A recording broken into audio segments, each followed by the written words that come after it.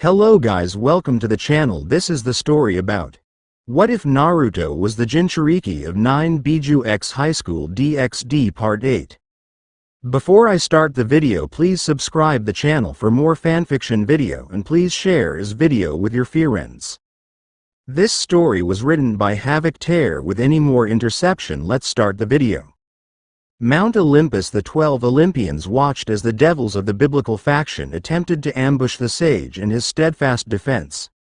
Artemis was wondering where Felix and Jenny were at that time, as she had left them to prevent this exact situation. Ares had already summoned his popcorn in anticipation of another worthy performance. The others just observed in silence.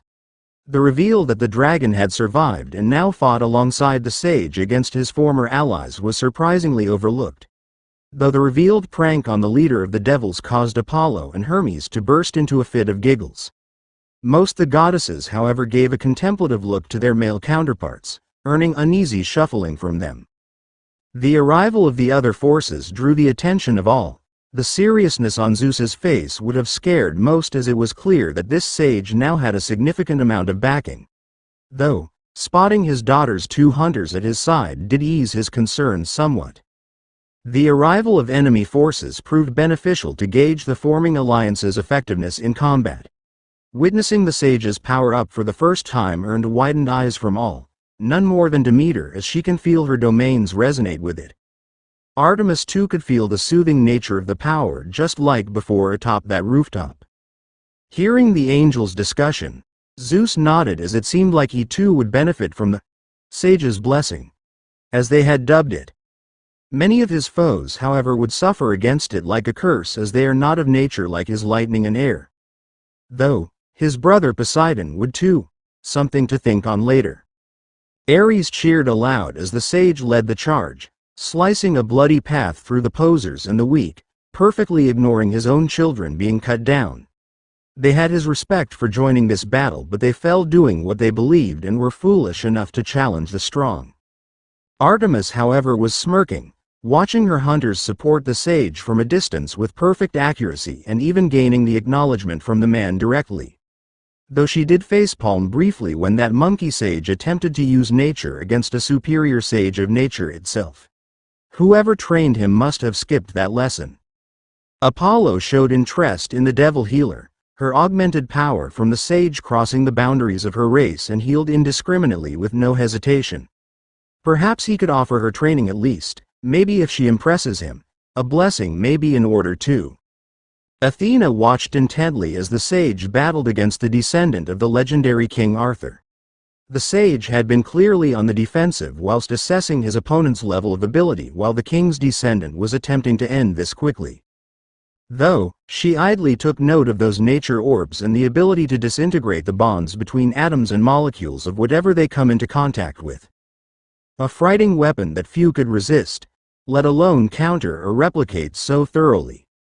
Ares cackled aloud when the sage beat back that arrogant poser, and moved to eradicate the bulk of the weaklings as he waited for his opponent to stand again.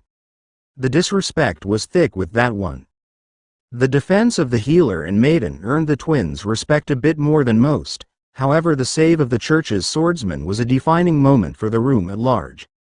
The sage's declaration of the foolish boy's words of the biblical god's death, and the light manner in which it was spoken of told of his respect to the higher powers. Zeus was pleased. Hera nodded in approval, Aphrodite was swooning, and Ares grinned with a nod, liking his spirit in battle. Athena too offered a calculated nod, agreeing with the wise words. Demeter smiled as she leaned back and watched this sage work. He will be one of her greatest warriors, maybe more than that perhaps, though these are early days. Artemis, however, grinned at the feral defense of the maidens of the church, and would never tell anyone just how fast her heart was pounding in her chest right now at the bloodlust generated by the sage directed at the stupid boy. Though upon seeing the Shikuju appear, everyone sat up straighter, as this was in the report from Artemis, and the power spike as a result of this appearance made a few consider that he had multiple levels of sorts. Much like themselves, this sage might have a true form which this may precede, and thus this spike was likely not his full might. Athena was literally writing down all the words this sage was saying in regards to kings, just like she had done with his words regarding heroes, and clearly saw the similarities between the two speeches. This leads her to two theories. 1. This sage is a hero king from an age before them, which is unlikely. Or 2. He is bullying this out of his ass and modeling the king off the hero, which isn't too far off looking at both titles objectively. A quick wit, no doubt, though it also leads to a great amount of wisdom acquired from a diverse and traveled life. She is most definitely interested to figure out this enigmatic sage. The arrival of the other heroes was a mixed bag, especially the reincarnation of the son of a particular sea god, who had sided with this ragtag group. The sage's quick reaction and separation was, in Ari's humble opinion, a great move. The swift justice to the hero who the sage had warned before earned more than a few light chuckles and a grin from both the king and queen of Olympus. From Hera, she respected people who stuck to their word. From Zeus, as he had warned the fool who crossed him and, like himself, dished out swift punishment for defying him. The arrival of the two yokai, of their own violation, and powerful women no less earned an internal fist pump from the ladies present, even more so when the sage accepted them without hesitation.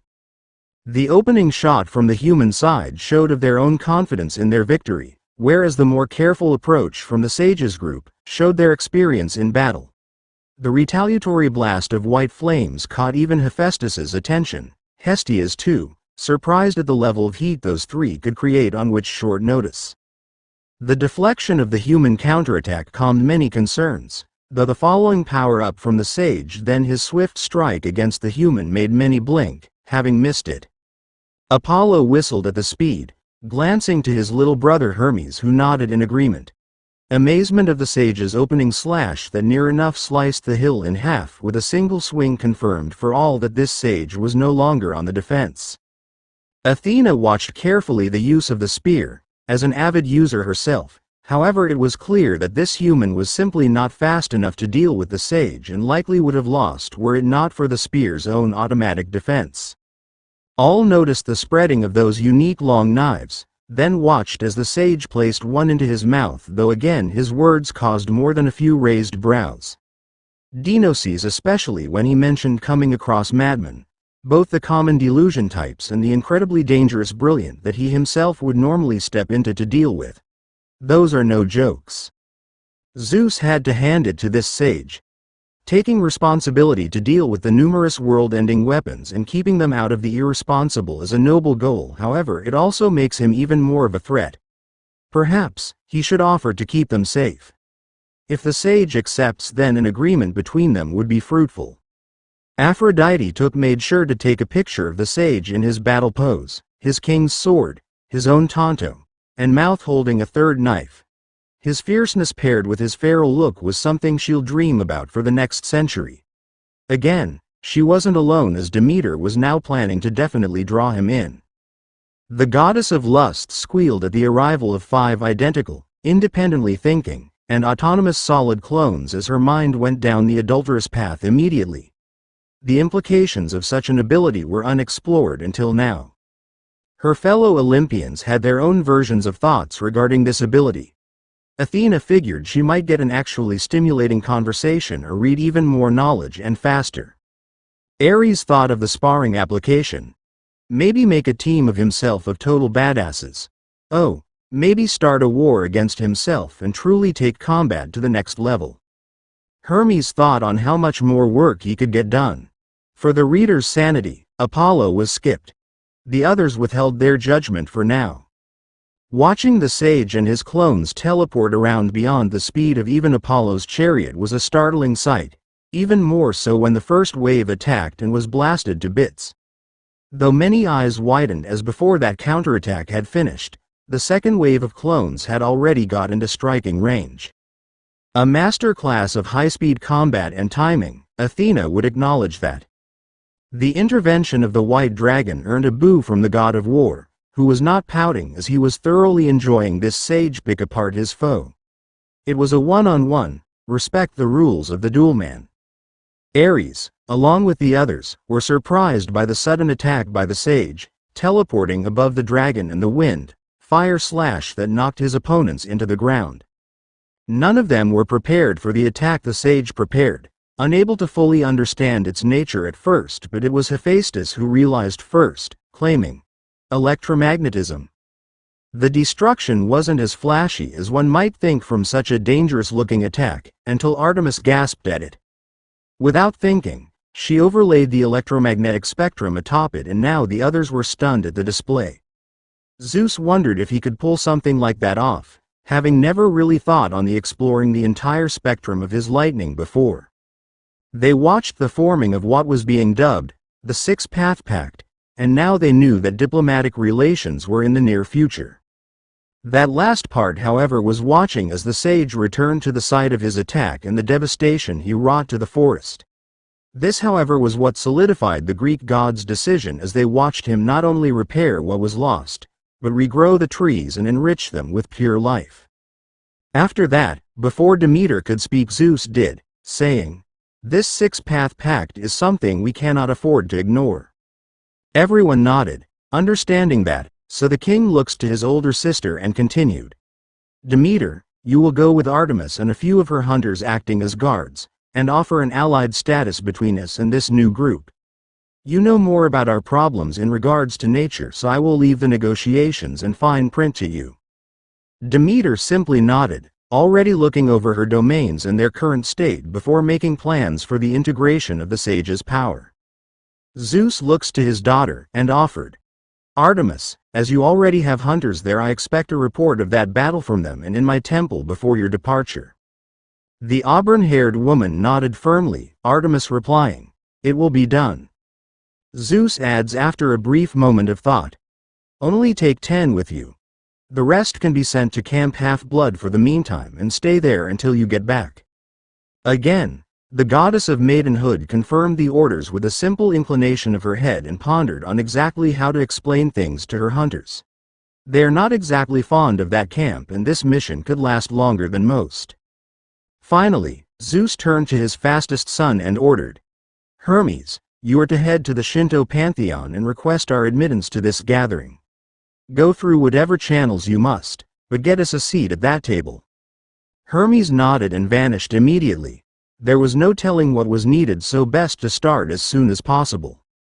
Regrown forest camp. As Sariel moves off and Didrag's silent support retreated, Naruto spots the two hunters approaching his position, having seemed to have finished their inspection of the area, and approached him. Stopping before him, the older-looking of the two took a knee, leading her junior to do the same, and announced, "My lord sage. My name is Felix, and this with me is my fellow Jenny. As you know, we are part of Lady Artemis's hunters, her attendants and maidens." Naruto nodded, aware of this, thus replied, vaguely, "That being said, why are you here and not with her?" The short black-haired teen nodded, looking up at him, and reported, "Our Lady is a deity of the forests, and had insisted your protection under her name, thus we shall lay down our lives to ensure yours." Naruto let out a sharp breath, and took a long pause as the weight of 2 more lives came to rest upon his shoulders. A familiar weight. After a moment to recall his dragon friend's words before answering, "I hope that things do not get that way." Both girls nodded, understanding, so he continued, "But I still have to thank you for your help earlier. If you need anything from me, please ask." Both nod again, returning to their feet with Felix stating, "We are going to set camp and inform Our Lady of the events of this day." Naruto nodded, expecting that, thus was not surprised that they had to report in. Again, as they moved off, the devil group stepped up with Seraphal speaking for the group. "Well, Mr. Sage, we are going to have to go back to the underworld. We hope to meet you in a week." Naruto nodded as he observed the group over, even the wheelchair-bound Rias, who met his gaze and nodded subtly, but finally he landed on Ichiei, who looked somewhat subdued. It wasn't just his posture, but even his signature seemed suppressed. Glancing to Didrag, who looked completely apathetic towards his old host, Naruto let out a soft sigh and stepped forward, calling, "Issei Hyodo." The boy stiffened, looking up at the sage's blue eyes, and watched him close in, before he could bolt. Akano appeared at his side with her hand on his shoulder. Rias's hold on his arm held him in place metaphorically more than physically. Stopping before the former dragon host, Naruto pretended to be ignorant of the stares from the others around him as his gaze left the boy's face and down to his chest where the 8 pawn pieces rest. Eventually, the sage spoke. Your signature is subdued and had me contemplating why. Compared to last time it seems. Diedrich offered from behind. Overburdened, Naruto clicked his fingers, nodding. Right, overburdened. I can fix it, adjust the flow, but it won't be free. Ajuka and Searsex wanted to interject, but Graphia and Seraphol had stepped between and intercepting the duo, while watching this interaction. Issei looked to his king on his right. She offered nothing back, meaning this was up to his own discretion, and he thought on it. He already lost his gear, his gifted sword, and now the sage is saying that he can help him, for a cost. Murmuring, he asked. What do you want? I don't have anything left for. Naruto cut him off, having heard the question. That is something you will have to figure out. I won't tell you, but know if you fail, I will kill you. Issei looked confused and unsure as to what this was supposed to be, or what this sage was asking him to do. How is that fair? Anger bubbled up. Issei was sick of being led by the nose by people more powerful of him. First it was the fallen angels, claiming he was a threat due to his gear. Then, it was the president, saying he couldn't get near the churches or befriend Asia.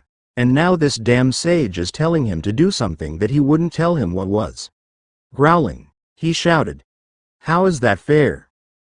Everyone's breath hitched at the clear sign of disrespect from such a low-class devil to one of the potentially most dangerous existences in the current age. Naruto, though, understood where he was coming from. When he was younger, he was always frustrated how much his master spoke so cryptically, same with the toads, and on occasion. Taking a deep breath, Naruto looked at Issei calmly and offered nothing on his face, speaking. Well, it isn't, I won't deny that. The gathering was surprised at that admission, but Naruto continued feigning ignorance. However, you also forget, Issei Hyodo, that I know of you, better than you know yourself. His eyes narrowed on the former dragon host, noticing how he stiffened up and also how even his peerage members glanced to the lowly pawn. Naruto continued. I have seen past your eyes, and past your dreams. Your desires laid out, your wishes listed, and seen what rests in the depth of your heart where not even light reaches. Issei swallowed thickly, feeling the gazes on him intensified, and was now nervous about what this sage found. He went to speak, but Menma did before he could.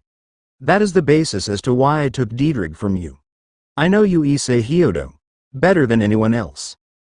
Better than your parents, better than your friends, and better than even your enslaver. Sighing, Naruto folds his arms, hating being this sage character, but if the seeds of darkness within this kid are to be plucked out, this runaround was needed. He couldn't help him directly, but the threat of death is a good motivator to behave, thus he continued. I will not tell you what you are paying me, but like I said, if you fail, I will kill you. Extending a hand, the sage asks, do we have a deal? The tension had never been this high. The new faction devils were all curious as to what Menma had seen buried within Issei, some wondering if it was even possible to confiscate his gear, and if it was that bad, maybe he should be expelled. More than a few mental notes were made to keep him under watch. Both types of angels were concerned about this matter. Neither doubted the words of the sage, though Azazel was wondering whether his initial assessment of Issei was broad and deep enough. He did not think the boy was that far gone. Perverted to the nth degree, sure, but that was it. Yet the sage had clearly stated that he was dangerous enough to warrant the confiscation of the boosted gear. Damn. He should reevaluate his approach to threat assessments. Michael too was concerned by this.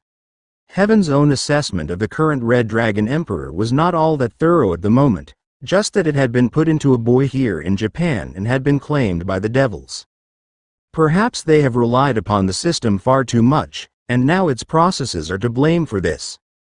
Well, he just hopes that the sage can help prevent such a scenario from repeating itself.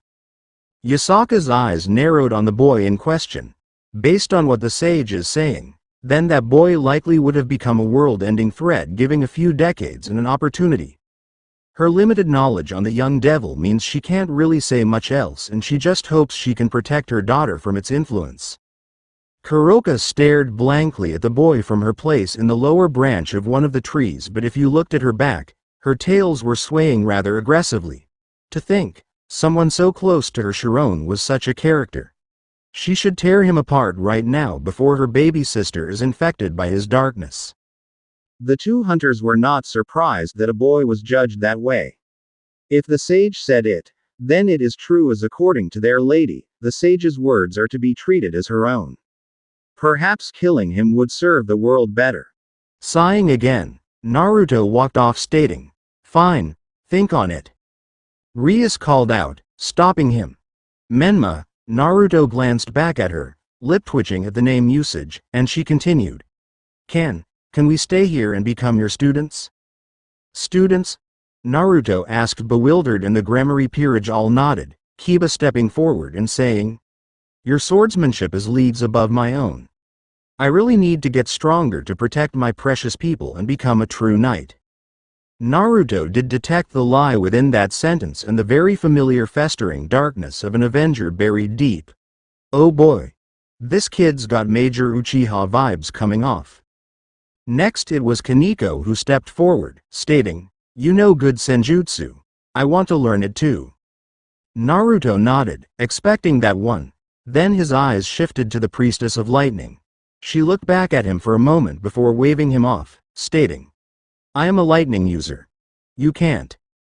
Immediately the sound of 1,000 birds echoed far and wide, with all eyes landing on the sage, who was staring at his right hand that had ignited in thick, almost navy blue lightning that was arching all over the 2-meter area around him. Naruto inspected the hand as he held it to near his face, ignoring the spreading bolts that scorch the ground they dance across, before looking to the devil who dared doubt him and seeing her gobsmacked expression. He answered the unasked question. "The lightning blade. This is its most basic form, but I can assure you that very little can withstand the punch-through of this move." Everyone watching just nodded, believing it without a second thought. Internally though, Naruto sighed as the beasts all chuckle lightly at the fact that their host can personally attest to this move's effectiveness, being hit by it so many times he could recreate it on feel alone. Allowing it to die down, fizzle out, Naruto looked back to the priestess with a brow arched. "It's cool though, you don't need my." Akeno bowed fully at the waist, asking, "If you would have me, Menma-sensei." Dietrich snorted, glancing away from the bowing devil and his friend. Naruto grinned briefly, but he eventually looked to Rias, whose eyes gleamed with determination. He shrugged as he turned his back on them, claiming, "I'll think about it." Though the devils looked disappointed, Rias and Akeno sensed the mirth buried within it, thus took no offense. Kateria, who had kept a very safe distance from the other devils, watched and had heard the request and smirked. Maybe she can drive the wedge further, but for now, she will take it easy and gently. Rushing is inadvisable. The devils were about to leave when the ruined princess declared to the others, "We will remain here." Her brother was about to interject when Seraphal decided to trust her gut, asking, "Are you sure?" Rias nodded, along with her peerage beside Ichiei, who was more hesitant than ever. Off to the side, Yasaka approached Naruto with her daughter in tow, and the sage stopped before her. Just as she went to bow, Naruto spoke. "Stop." She froze, before looking at him directly, and he continued, "I have been told I may have been brash in my initial judgment of you." Yasaka couldn't help but beam, though both noticed the listeners and chose to overlook it for now. Naruto continued hesitantly. "So, if possible, I would like to, He scratched the back of his head, slightly embarrassed, but was egged on by Matabi, Seiken, and Kurama internally. Taking a very deep breath to center himself and solidify his resolve, Naruto whispered softly yet hesitantly, "I would like to come home." The Kyuubi's eyes glistened at the words. It was not lost on her that the sage had asked her to come home, not to her home or even back to Kyoto, and the significance of what that meant. After all, Yasaka herself had welcomed him home back then, after the first contact all those months ago. Despite her tail swaying around excitedly at her back, much to her daughter's and Diedrege's amusement, Naruto was too distracted by his own feelings to notice. The Uchiei leader was ecstatic at this development. Taking a breath to center herself, the Kitsune leader offered a truly beautiful smile that stole Naruto's breath, before answering. "Yes, Lord Sage. You are always welcome home. You are rather late though." Naruto offered an embarrassed chuckle, slightly flushed cheeks, and as he scratched the back of his neck. "Yeah, well, my bad. Sorry." Taking a leap of faith, Yasaka stepped forward swiftly and took the sage into a soft embrace. She felt him stiffen up completely, almost ramrod for a few moments, before he relaxed and hugged her back hesitantly. Everyone watched this with mixed feelings. The angels, on both sides, could clearly see for the first time the broken man beneath the surface of their designated hero known as the Nidaime Sage of Sixth Path. Azazel's anger and fear toward this sage dissipated unknowingly at the sight. Even he, known as the Archangel of Lust, could set aside his own nature to use his God-given powers to see the cracked, yet still vibrant soul buried beneath war-weariness, hurt, pain, and a healthy amount of regret. Yet, here he stands, even against all else. Gabriel was barely holding herself together. She too could see what her brother has. But her innocence gave her a deeper understanding of just how thick and dense it was. Just what happened to scar his soul so this deep. Michael was doing far better than his sister, but his heart went out to this poor man who had no doubt seen the worst of hells. Yet, here and now, he was being comforted by the shrine maiden of the Uchiei leader. No doubt, his allegiance was solidified here in the arms of another. A missed opportunity perhaps. His final thoughts were not unique to the leader of heaven. The devils, the fallen, the Greeks, the Shinto, and even Diedrege, who was going through a list of female dragons that might have been alive still after his time sealed away. Kateria too frowned at the misstep of her passiveness. No time is on her side. Kuroka frowned at the sight. She wanted to be the one that Hunk came home to. Perhaps even soothing his wariness she picked up through her senjutsu during that last fight. It was only a few seconds before he left, but she felt the darkness within. No, not darkness, but cracks most definitely. Clear signs of a troubling past, but he had locked it down tight due to the situation. She won't fall behind. Kyoto Mountain Shrine with the sun high above the following day. Yasaka leads the sages party into a shrine atop a mountain on the edge of Kyoto and a historic monument of the Uchiei people, which also happened to also be her holiday home. It was a traditional Shinto shrine, with 3 outbuildings scattered around the outer side that was separated from the main temple by a gentle guided stream that had bridged by 2 red arch bridges and a single white. As the leader of the Uchiei leader passes the last torii gate, reaching the top deck, she turned back to see those that remained behind as their leaders returned to brief their advisors and people. Naturally, Naruto was first up, holding Kunu's hand, who had been talking a million miles a minute, but the sage seemed to not mind it, engaging her back with a gentle smile. At his back, as always, was Diedrege in a seemingly casual walk, but the Kyuubi of Kyoto was not fooled for a moment.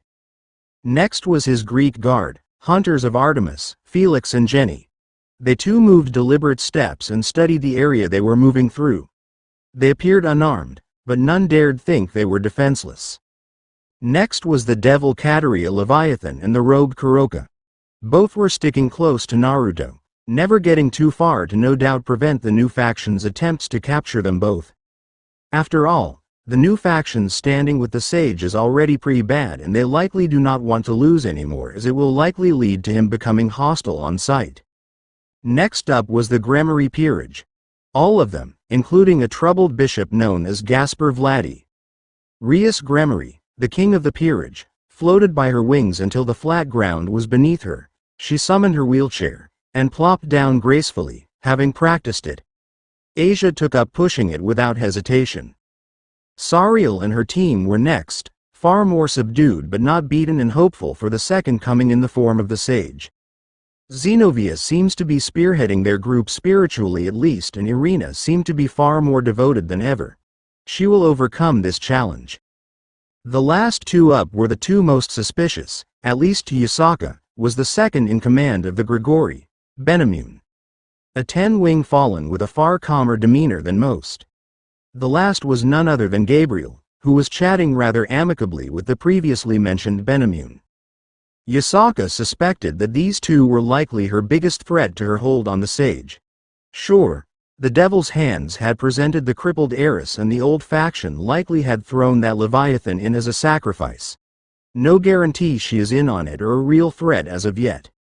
Stopping before the bridge crossings, the Shrine Maiden turned back to the group at large, Yasaka announcing, "From here we are to split up. As our honored guests." She gestured to the outhouses where Shrine Maidens and Shinto priests appeared ready to serve in their respective capacities and duties for their lady. They were made up of both human and yokai alike. Yasaka continued, "The outhouses have been prepared for you." Most people nod though Ichiei, somehow managing to drag his eyes from the numerous busty maidens and back to the fox goddess standing ahead, asking, "Why can't we go there? I mean, that building's big enough for us, right?"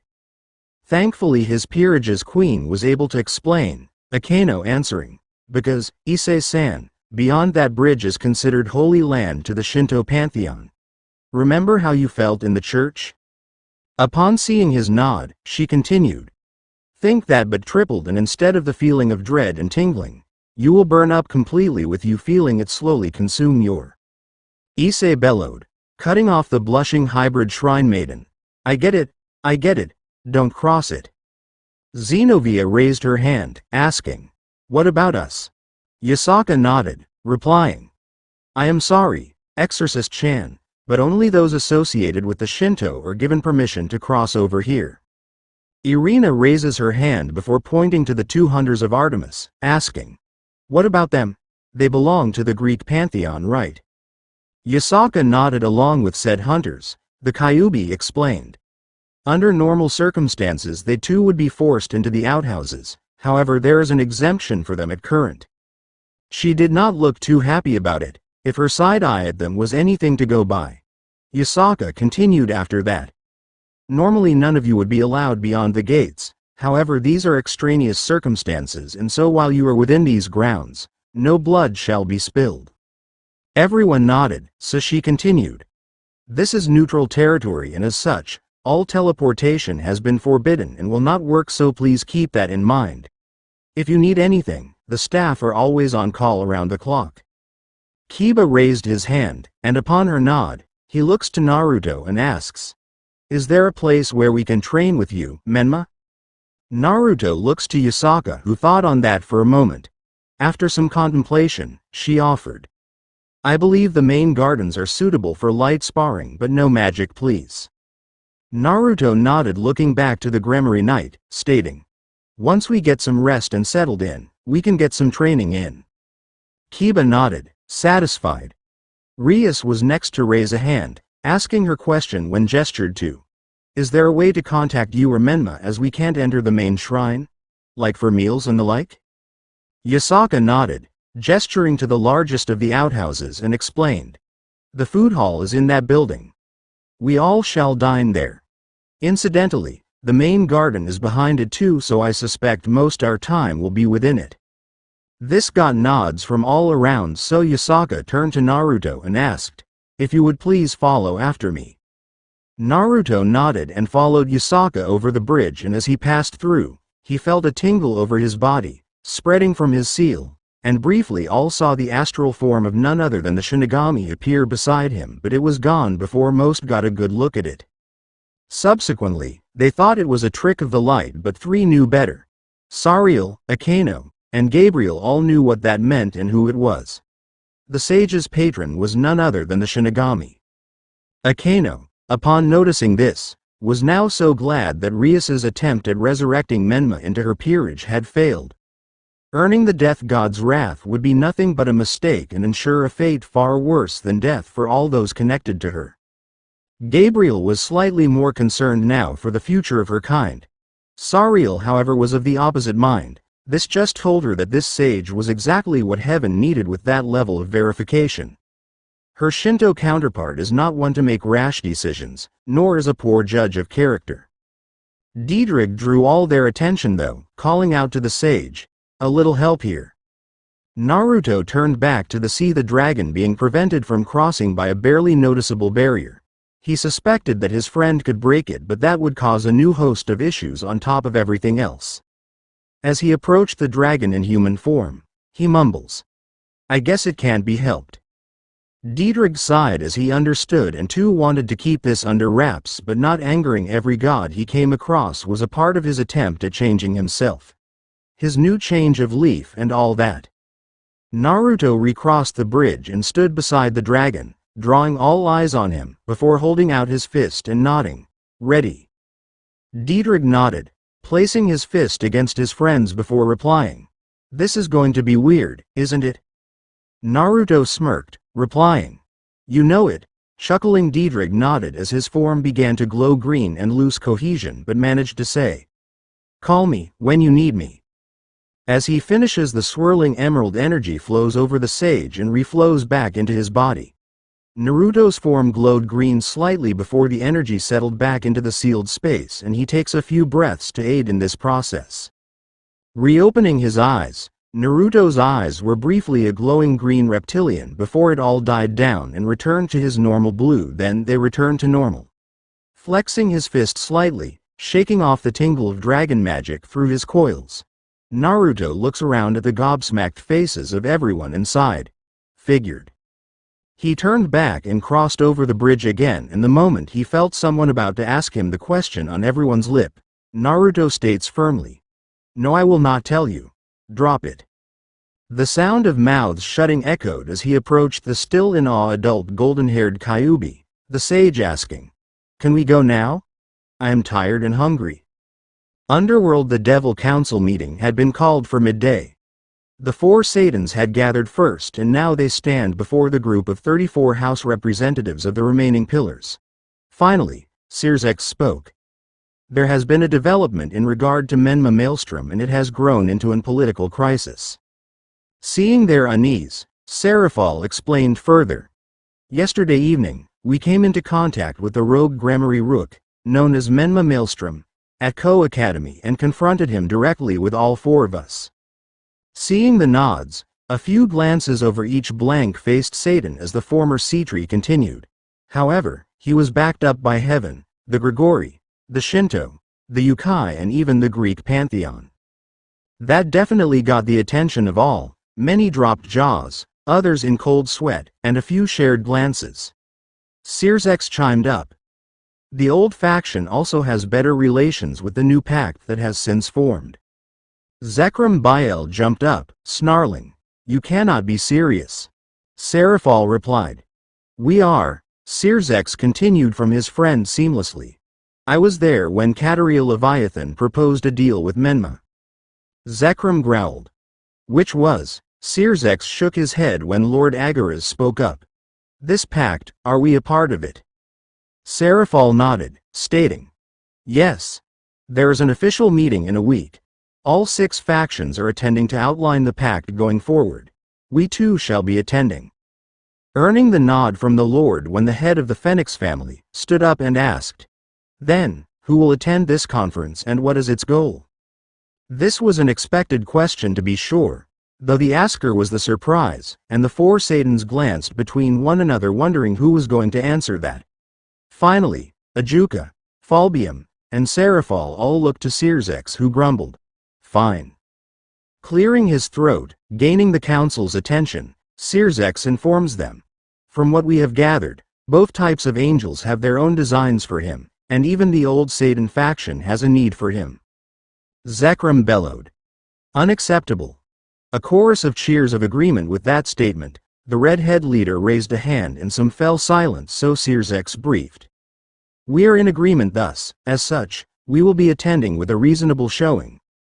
We cannot allow his power to fall out of our purview nor allow our enemies to dictate its usage."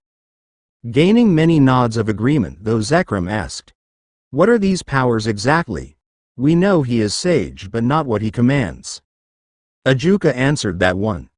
"Simple. Life. He commands the forces of life nature in all its forms. Seeing their blank faces, Serafal elaborates. During our battle against the Chaos Brigade, Menma utilized a new ability that allowed us to more accurately identify his power. It is most definitely chakra-based, yet it supercharges all nature and life-related abilities whilst near him. Many gasps of realization crossed those with attachment to one of the natural elements, and upon Serafal's nod, the murmurs began anew. Then Zekrom spoke up. So even our magic is enhanced? Serafal nodded firmly, stating, both mine and Graphia's ice magic was greatly boosted, costed us nearly nothing. The murmurs grew louder, though Sirzex had to rein on this growing parade. It is not without risk, however. The silence returned swiftly, though Serafal did seem to blush slightly as she recalled said risk and the downside she had experienced. Though, she recalls the power surge that froze that monstrous waterspout of Leviathan magic. Lord Phoenix asked the question for the room at large. What kind of risk, exactly?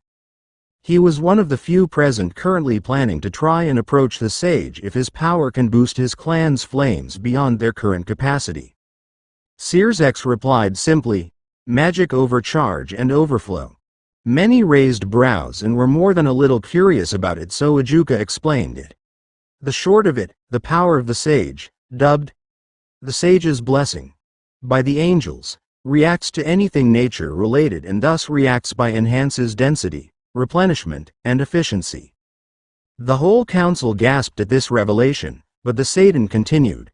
Unfortunately, for reasons we do not understand yet, but our physiology is unable to handle this blessing for long periods and causes our mana to overcharge and overload. Serafal adds, having suffering from the infliction, it will cause those afflicted to become delirious and confused, which can be countered by expelling excessive amounts of one's mana in spells and the like. The murmurs picked up at that. Based on what the Satans had explained, then this sage, formerly of the Gremory, has huge potential for them as well. Lord Phoenix especially, seeing as his plans with the Gremory house fell through, due to injuries their heiress sustained by the sage, and he needs to recoup the loss of prestige. Perhaps his daughter could be of use here, and just as he was about to speak, Zekrom Bael did. As useful as that may be, what effect did it have on them? The Yukai used chakra too, they thrived most likely. But what of the angels? Sirzex let out a sigh, reluctantly speaking up. They were unaffected by the overload. Now more than a few worried glances were shared, and the old Bael house devil knew this could be bad if this pact forms without his input. Falbium spoke up next, having been present there longer than the others. Not only that, they seemed to have returned to their power during the Great War. Both pure and fallen, that is. Lord Astaroth stood, declaring, we cannot allow Menma to fall into their hands. The consequences will be devastating for us. Lord Gladys Labelas offered back, how do you suppose we stop that from happening? This sage has proven to be able to stand toe-to-toe with our Satans. Now he has backing. Lord Phoenix smirks, time for him to deploy his daughter, yet before he did, Lord Agaras stood saying, Lady Leviathan, what is your read on this Menma character? Serafal remained silent for a while before offering carefully. Menma is a character that has likely seen the worst of life for a long time. He holds to his beliefs sternly, but also holds all, including himself, to a high standard, and if you knowingly take action against that, he will strike you down without hesitation. Thinking on it for a moment, Serafal continued. He seems to want nothing but his self-autonomy, and will defend others' right to self-actualization at all costs. This earned either frowns and shared looks from the older devils and worry from the rest. Sirzex, who noticed this all, nodded to confirm their feelings. Yes. He sees us as nothing but slavers and thieves. Called us out for our evil pieces and their widespread implementation. The room fell silent. This was a problem that had no clear fix. The whole evil piece systems has become such an integrated system within their society, that it would be impossible to. Lord Phoenix stood up, announcing, perhaps a different approach. All eyes looked to him. Though the Saiyans shared a look before the redhead nodded and the Lord of the Pyromaniacs continued. This Menma has only ever come in contact with the Gremory and Seatree houses, and you 4 Saiyans, correct? Lord Astaroth jerked up, glaring at the blonde. You wish to risk our young children? Lord Phoenix waved off his fellow councilman off, stating, volunteer, and yes. Have them interact and tell him our side of things. Surely, he wouldn't hurt those who have done him no wrong. Just as Astaroth was about to respond, Zekrom spoke. An unusual approach and something that the old Satan faction would not have predicted. Perhaps, any of extra heirs and the like could prove beneficial in this affair. Lord Agaras thought on that for a moment, along with the words of the Satans, and commented, perhaps those without peerages. When everyone looked to him, he looked up at Searzex and continued. If he calls us slavers due to our evil peace system, then have those who have yet to gather their peerage or use them act as our advocate.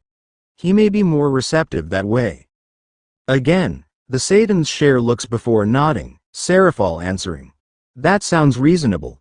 At current, the Gremory peerage has accompanied Menma to the Yukai capital in Kyoto. We have received confirmation from Rias that they had arrived safely. Everyone nodded to that, so she added, please bring me any suggestions you have before this evening and we can process the arrangements and applications tomorrow morning. Kyoto Mountain Shrine. Leaving his assigned room in the upper level of the main shrine, Naruto strolled through the ornate hallways down toward the garden Yasaka had told him about. He was still fully armed, dressed to kill, and was spotted by both Felix and Jenny, who promptly moved after him. He rolled his eyes but said nothing as he reached the ground floor, when Kuno spotted him and decided to tag along. This entire time, he was listening to his Beast Council talk and discuss things. Dietrich commenting. So these ranks are applied to everything then?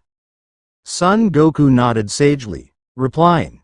Yes, everything.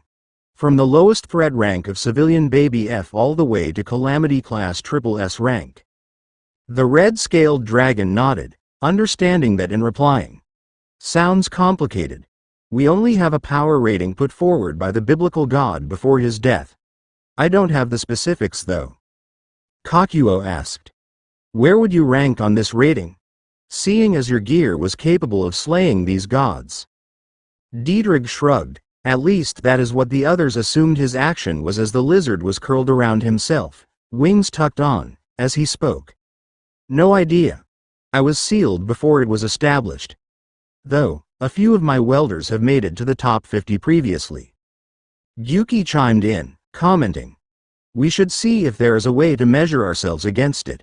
I am curious about how we stack up. Shomei added.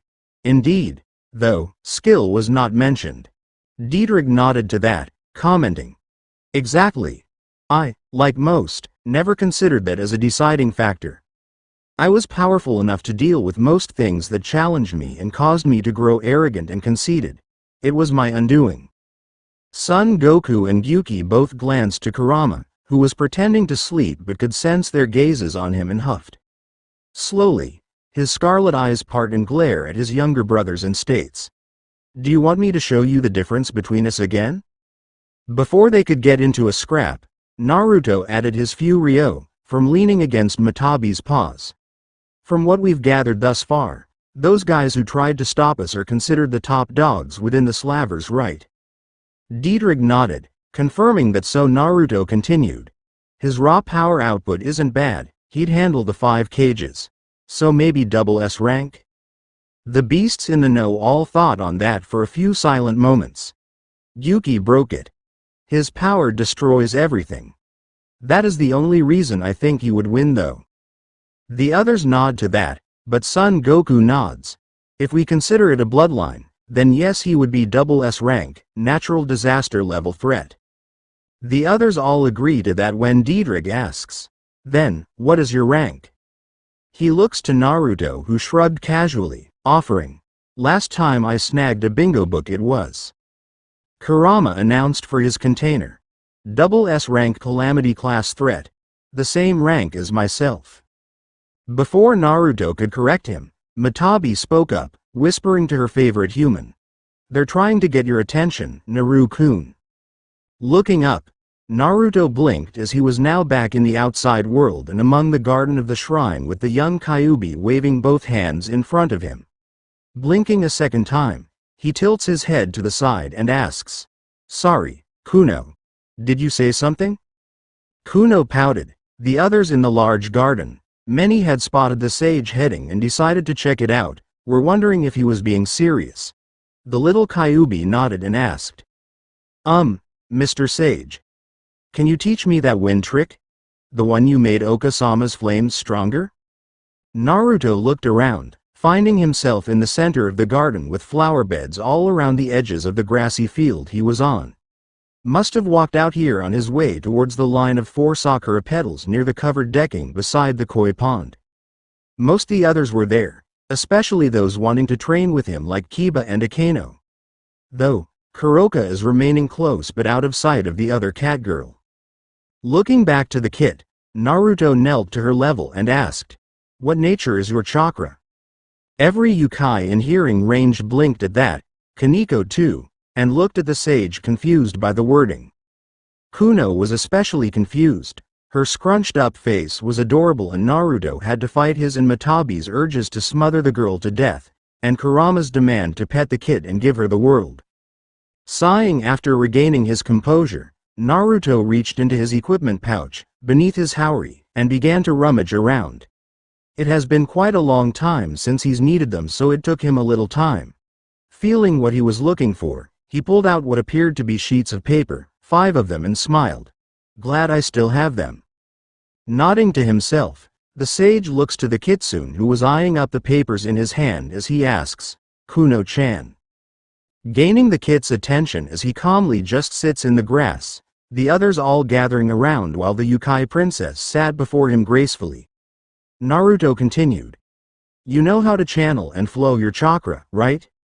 She nodded, so Naruto offered her one of the paper slips, to which she takes and examined. He then explains, "These are chakra papers. By channeling your chakra into them, they will react in such a way that you can tell what nature your chakra is aligned to." All the yokai gawked at that. The black cat materialized on his side, and Kaneko opposite, with both staring at the papers. Naruto continued, ignoring the sudden attention. "By flowing your chakra through it like this." Taking one out from his pile and holding it up in his right hand, everyone watching it closely, even the recently arrived Yusaka, as he flowed his chakra it reacted immediately. The paper split into 6 pieces, signaling his wind affinity that he was expecting, but the others, one became waterlogged and fell apart, water, expected too.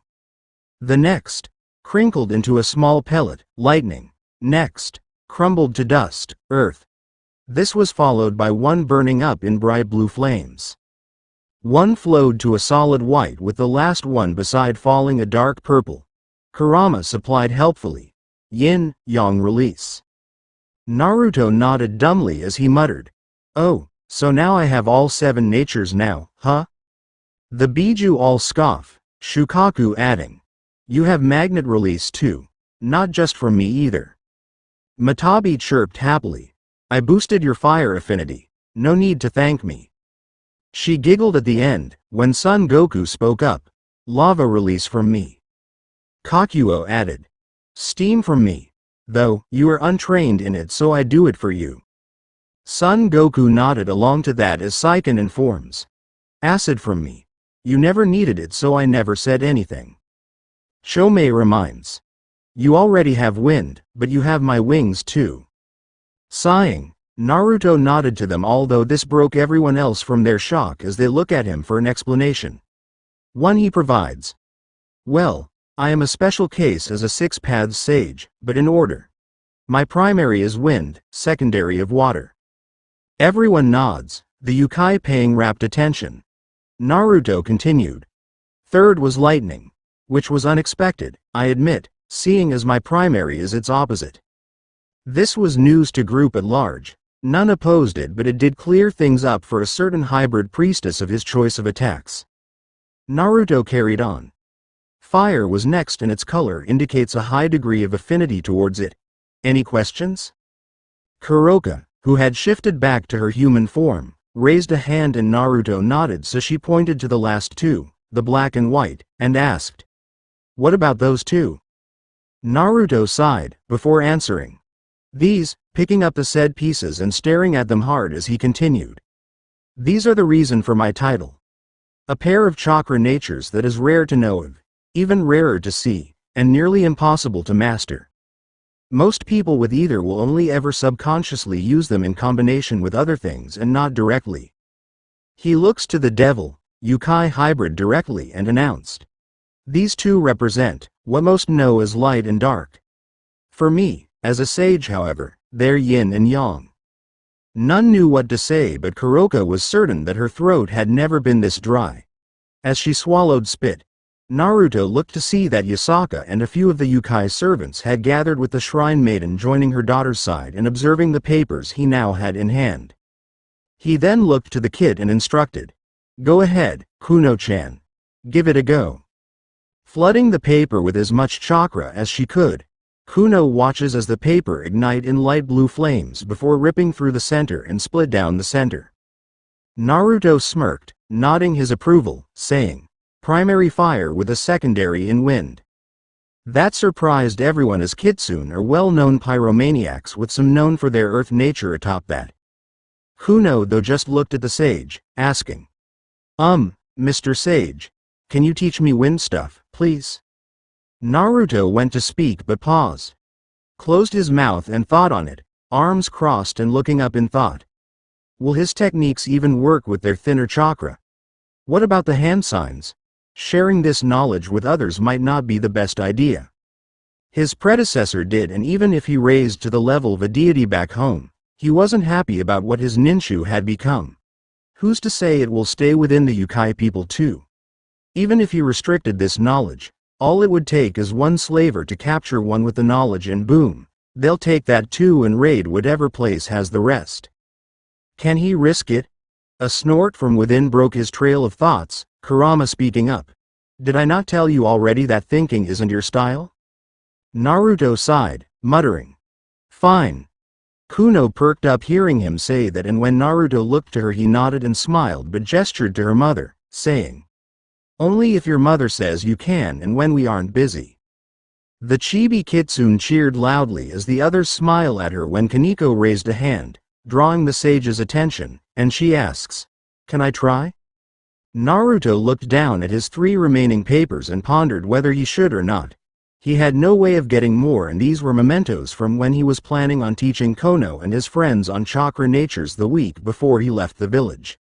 A snort from within his mind earned an eyebrow twitch from the blonde, who hears his oldest tenant say, "Did you forget your creation of all things? Just use one of them to create a seed for planting." Naruto griped back, "You and I both know I am not good enough for that yet." The stupid fox remained silent, getting a deep sigh of frustration as the sage returned outward towards the devil girl, and Naruto replied simply, "No." Disheartening for the devil Yukai hybrid, but Naruto did not care for them and was about to stand again when Didrig spoke up. "Hey, Naruto. Before anything else, I want you to check something." He froze and offered an internal nod, so the red dragon continues, "Hearing how everyone else had given you stuff, I was wondering if my presence has granted you anything." This even got Kurama to snap his eyes open, while Matabi looked to Saiken, who herself was beginning her diagnosis of her host's entire body. Naruto asks, "As in?" The dragon's emerald eyes gleam in mirth, offering, "Perhaps, access to magic? Dragon magic no less." Eyes all over the clearing, chakra bodies shot up in disbelief, and Naruto was no exception, even appearing on his external face too, as the host asks, "Magic? As in from those fairy tale and?" Didrig chuckled, shaking his head as his tails flicked up in amusement, before saying clearly, "You better start believing those fairy tales, great sage Naruto. You're living one." Frowning, Naruto then asks, "Then?" Didrig cut him off, instructing him, "Feel deep inside for a soft, warm thrumming, and then get back to me." Sighing, Naruto corrected his lotus position and focused just like the toads taught him all those years ago. Many were impressed by his ability to keep perfectly still and how his presence had shrunken to near non-existence. Well, the yokai were at least. To both the devils and angels, they just found it harder to focus on the sitting sage. Until it happened. For Naruto, diving deep within himself was nothing new for him, so finding himself among his various streams of chakra, collected or gifted from his tenants, he stumbled upon something that wasn't there before. The second he touched the closed torii gate, what appeared to be green lightning jumped from it to his approaching fingers, and Naruto watched it curiously. Within the seal, however, Dietrich sensed it and looked up to the sky, seeing beyond it before he chuckled with mirth, then nodding. "That's it. So, you did get something from me after all." Back at the gate, Naruto nodded, replying, "Yeah, so it seems. Though, it seems." Dietrich nodded, the other beasts paying close attention to this, with Kurama's intensity on his host unmatched. "There isn't a lot there, from what I can sense from you. Barely enough to register as a regular human." When he was younger, Naruto loved training and still does, but starting a whole new concept, from the ground up, sounds exhausting. Sighing, he mumbled, "Troublesome." Opening his eyes back to the outside world, ignoring the curious eyes, Naruto looks to the blonde swordsman and asks, "So, you want to try a light spar?" Kiba nodded firmly and moved off with the sage, the others finally breaking from their stupor and watched as the two blondes face off each other. Once away from the group, the Knight of the Gremory summoned a sword to confront the strength of the rook of his house. Former rook even, saying, "Firstly, thank you for." Naruto waved him off, pulling out a single kunai, and responding, "No thanks required. Now, based on the skirmish yesterday, you are quicker than your comrades and a user of swords. Am I wrong?" Kiba bristled at that. Quicker than his comrades? He was a knight, speed was his forte, and yet he couldn't say anything, as during the battle, he himself saw Menma tear apart numerous groups of enemies at the same time, and even slowing down to aid him. So, even though it hurt his pride, Kiba nodded and replied, "You are not." Naruto nodded, taking up a basic stance, and said, "Then, let's see what you can do and go from there." Kiba nodded once, before taking stance and blurring forward and opening with a horizontal slash. This was caught by Naruto. His kunai deflected the sword with little effort. The following 10 seconds was a flurry of action, slashes, thrusts, and an overhead slam from Kiba. Naruto defended against the fury of steel with no effort, barely moving, and his eyes shifting around to keep track of the knight. When he went for an overhead slash, Naruto's kunai deflected it before the sage's foot was buried into the knight's gut, in a familiar's manner, as if a repeat, and sent Kiba tumbling back into the flower beds. Frowning, Naruto observed his three-pronged kunai, and not even a scratch was on it. Looking beyond the matte black metal, he watches Kiba return to his feet shakily and asks him, "You are nowhere near fast enough to beat me with speed, nor strong enough to break through my defense, and so I suggest you try something else." The devil frowned. Speed and sword was his only options. He wasn't good at magic, nor did he have much of it. Kiba was stuck. What could he do in this situation? Naruto could clearly read the devil's expressions and emotions. Seems that his speed and swordsmanship was all he did indeed had. Admittedly, he was in that same boat until just after the war, before his hasty departure from the Leaf, when Kakashi pointed out his limited skill repertoire and predictable style of combat. Mass clones and Rasengan. Several crash courses on ninjutsu with Kakashi, Taijutsu with Anko, Kenjutsu with Yugo, and Iryojutsu with Tsunade later, Naruto can say he was in much better shape than before. Each course was only about a week long, but got him to either mid-chunin, Kenjutsu and ninjutsu, or mid-jonin in the others at base, without senjutsu or Bijuu mode. He was only on the 4th day of his medical training when Tsunade informed him about the enslavement seal, a reversed engineered prisoner containment seal of Uzumaki design. Presumably, it was salvaged, looted, or recovered, depending on who you asked, from Uzushiogakure no Sato. At the time, he hadn't given it much thought, nor how he knew the specifications of the seal in question and just followed his Ba-chan's lead in escaping. In the following weeks after that, something bothered him about it. How did the Shinobi Alliance have such a seal? It was highly complex, by normal standards, and it would take. Naruto remembered feeling that cold shudder running up his spine as he glanced back in the direction he had come from. Another battleground with Alliance forces. Another group he had cut down. But that was not what caused the shudder. No, what caused it was the sudden realization that the one person he thought wouldn't betray him had. They may have not been all that close, her being a fangirl and all that, but even still they were family. The subjugation seal could only be modified by one his own, understood to the level of applying it required their blood infused inside of their clan arts, and naturally that limited the number of people down to one. Naruto was dragged out of his darkening thoughts on two fronts, both internally and externally, by Matabi hugging his mental representation from behind, and Kuroka hugging him from the front. It was a strange sensation for the sage to say the least. Matabi knew exactly where her host's head is at just now. The aura he had been emitting was very unique to a single memory, or more accurately a person within that memory.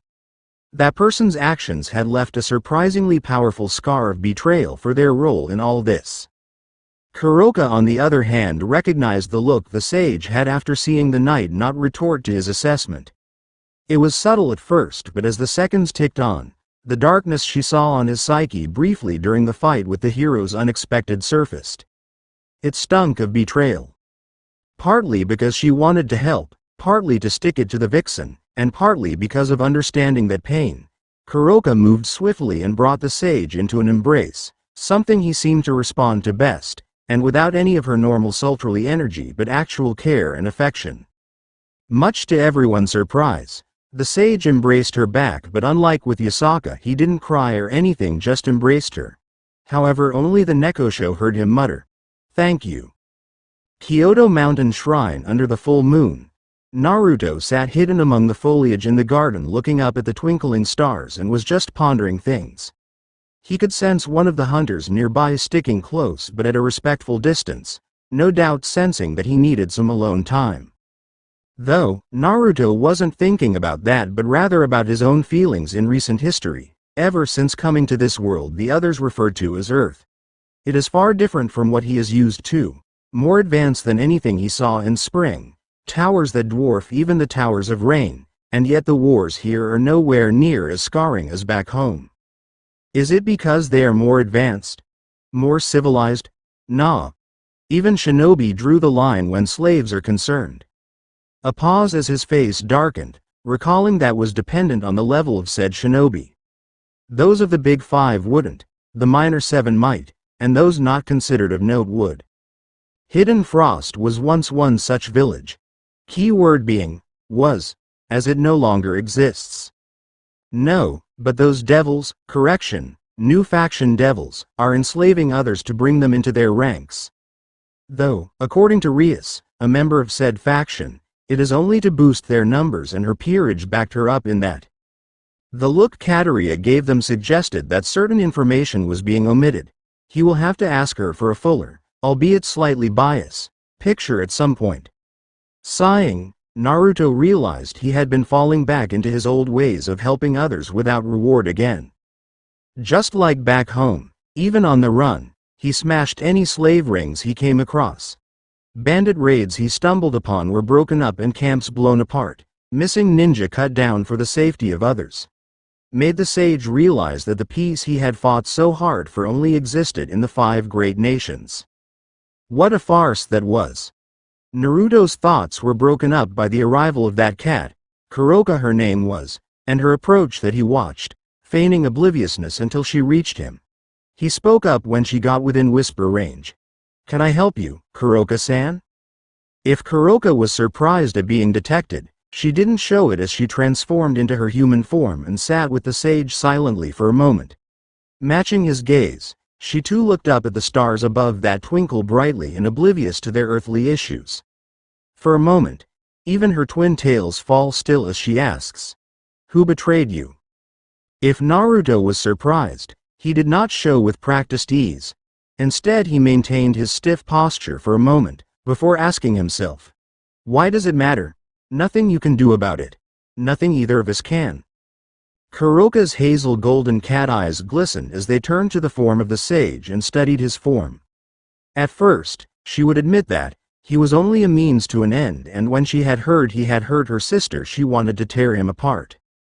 But, in this short time she had been in his presence and fought alongside him, she realized that this sage is far more than someone who struck out against her sister and master. Not a berserker to be tamed, that the devils had tried, nor a force of nature that the sages had been made out to be. From what she had heard, he was some sort of long-lost true hero king who turned to the path of the sage. A man who took out the Red Dragon Emperor when he failed to answer him correctly and had passed judgment against the devils. No, Kuroka knew this sage. No, this man was none of those things but rather a broken hero trying to find something. Something he isn't sure exists but is searching for regardless. Helping those around him or condemning those who cross him. She could respect that. Thus asks, despite the circumstances, it may do some good to get it off your chest, NYA. Naruto finally glanced to her, brow slightly raised at the unusual speech quirk, and questioned, NYA? Kuroka pouted with her whole being, snipping back, don't question it, NYA. Naruto rolled his eyes before looking back up at the stars again before commenting, fine, but you came here to ask me for something, right? The reason you searched me out isn't to ask how I am doing, right? Kuroka masked the physical flinch, but Naruto is a shinobi with empathic abilities. He caught it still and thus stated, don't be so surprised. You aren't the first, nor the last, so just ask me already. It annoys me when people beat around the bush. Sighing, Kuroka sat formally at his side before bowing, head pressing against the grass as she asks, please, if you could. Naruto glanced over at the sight but listened as she pleaded, please take out my evil pieces. I had heard that you took out your own. It was the talk of the underworld. So, yes, I searched you out to ask if you could do it for me or teach me how to. Please. I will do anything to be rid of this curse of mine, so please. The sage didn't hesitate in his response, though did make a mental note of this against the new faction devils. Fine. Kuroka snapped up to look at him, disbelieving it was that simple, and asks, Are you? Naruto shrugged, cutting her off. Compared to most, that is an understanding request. Though, from what you have said, it seems these evil pieces aren't typically removable, right? She nodded rapidly, Kuroka supplying. You were the first recorded and confirmed removal in its centuries of use. Naruto's eyes seemed to harden at that, glowing faintly with wisps of chakra flowing from the blue slightly morphed eyes as he muttered, is that right? Again, the Nekosho nodded rapidly and was slightly scared of the sage right now with the amount of power she could sense bubbling beneath the surface. Letting out a slight growl, Naruto takes a deep breath to calm himself and calm his anger at the enslavement of countless over the years. That will be addressed and sorted out. Right now, he mentally prods both Shukaku and Matabi. Both respond in kind, telling him that they were now paying attention. Looking back at Kuroka, Naruto nods and says, from what I understand, these pieces are in your chest next to your core, right? She nodded and immediately, without being told, slipped off her signature black kimono and held it just above her healthy-sized chest for modesty's sake.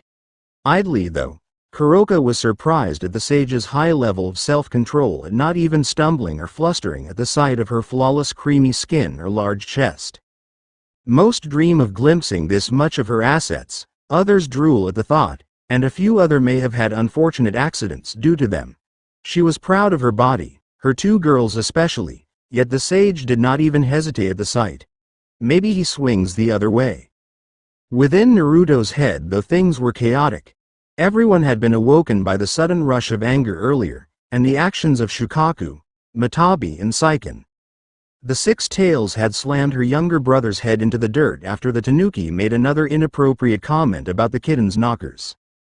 Matabi was giggling up a storm, until she detected her fellow's feline's attraction to her favorite human and was now groaning loudly in defense of her territory. Saiken, having put her idiot brother in his place, was now monitoring and adjusting Naruto's own pheromone and chemical reactions to keep his head in the game directly. She would not allow a single hussy she has not approved of to sway her host's opinion with their sweet words or contemporarily attractive bodies. He is too good for that. Chome, Gyuki, Diedrich and Kurama were discussing the procedure with Naruto, overhearing their ideas and suggestions, but was completely focused on the task. Externally though, Naruto's focused stare at the pale chest, completely disregarding her voluptuous figure and large breasts. No, he was focused on what his senses were suggesting within her core. With his right hand lifting up, more than a few eyes were on him, having sensed the power build up and came to investigate. After a deep breath, Naruto nodded to himself and his hand engulfed in the familiar golden aura, notably subdued but still just as potent, that spread up to his elbow, just in case. Another breath, then he looked up into the cat-like eyes of his patient and whispered, "You will need to stay calm and focus on your breathing. Do you understand?" Kuroka's heart was beating rapidly, nervousness, fear, and anxiety were running rampant, which was completely understandable. She thinks that the calming power coming off the sage was the only reason she wasn't fidgeting right now, but she heard his words and began to meditate. He asked her to stay calm and focus on breathing. Her dream of being free of her taint is at hand, and she will not allow herself to fail at this final hurdle. Calming, deep breaths. After a solid half a minute, Kuroka whispered, "I am ready." Naruto, along with his tenants, could sense the faint traces of nature energy now flowing through this woman's body and adjusted accordingly. The golden aura took on a more blue highlight, and whiffs of flames seemed to flicker across the raised arm. His eyes too became more feline-like, olive green and a pale yellow staring the hazel golden. For a moment, nothing moved until the sage's hand slowly and steadily moved forward towards her chest. Upon contact of his fingers, Kuroka's eyes widened along with Naruto's as both saw the other's lives. The sage powered on, shunting the memories aside for later consideration, as his hand entered the Nekoshu's core and began to detach the two pieces. Kuroka though was lost in the torrent of emotions. Memories of a man facing down his oldest friend, turned enemy, battling against friend and foe alike. Betrayal upon betrayal. No place to call home. Friends killed or turned foe. Forced submission. The final promise of a lifetime and those final shared words. "Do not turn back, Naruto. Please. Promise me here and now that you will not surrender. That you will stand prideful and never give up. Make me a promise of a life." The face of a blonde-haired woman came up, but the amethyst diamond was the last thing she noticed before she was cut off by an unknown force, but the raw emotions ran rampant in the Nekoshu's head and heart. Unbeknownst to Kuroka, but tears were running down her cheeks as she stared at the hero before her blankly. Yet before she could say anything, the sage had pulled back, causing her to blink again. Slowly, she looked down and saw two bishop pieces in hand of the sage's grip. The yokai hadn't even noticed the feeling of their removal, she was too busy with what she was seeing. Kuroka's gaze was broken from them, however, when his hand closed upon them, Naruto's voice soft but low, breathless and catching her attention. "As payment for this, I need you to keep what you saw to yourself, Kuroka." Eventually, she tried to speak, but instead he covered her lips with a single finger and shook his head. "That should not be spoken aloud. It will remain our silent secret." Silently she nodded, and he nodded back before pulling back his finger, but Kuroka abruptly hugged him, caught off guard. Naruto stumbled back on his ass, allowing the feline to straddle him, but as he collected himself, he heard her own breathless whisper. "You are strong, Naruto. I promise I won't betray you." This created a sense of panic to flood Naruto's mind, almost shutting him down until he heard the hiss of a certain Hano no Kaibyo, which brought him back, and he hissed back, eyes blazing in rage. "What did I just say?" Kuroka just tightened her hold on him, seemingly unfazed by the cat-like behavior as she continued. "That was the first and last time, NYA. But, I am making my claim too, little flame. You can hear me right, NYA? Within Naruto's head, both Isobu and Shukaku backed up from the blazing flame incarnate that was hissing up a storm at the cheek of this kitten's taunt. Matabi hissed lowly, flames burning up the grass. Oh, this wench, wait until I get her alone. Even Kurama and Diedrich were impressed with the amount of malice contained in that threat. Kurama had no idea she had it in her. She was one of his calmer siblings, and far more tolerant of mankind than him. Diedrich, though, he has seen this type of temper before between his kin. When female dragons were on the prowl and two crossed each other's paths. Why else do you think Great Red retreated to the gap? Kuroka noticed the chakra flare in Naruto's body in response, knew she had hit her fellow feline's buttons and couldn't keep the smirk from her face, so just kept hugging the sage tightly as her tails swayed victoriously. She was pleasantly surprised when she felt Naruto's arms wrap around her and his own whisper back, I will overlook that on one condition. His breath on her exposed neck sent shuddering shivers down her spine. It was pleasure-inducing, however, she hummed, and he continued. Explain things to your sister. That caused Kuroka to freeze stiff, eyes widened in shock. Naruto, feeling her tense up, let out a soft chuckle and answered the unasked question. What, you thought that I wouldn't see your memories as you did with me, huh, NYA? She shot back, gripping his shoulders with a dark glare that lacked any heat or threat, but he just smirked like a cat and she growled lowly. You're mocking me, huh, NYA?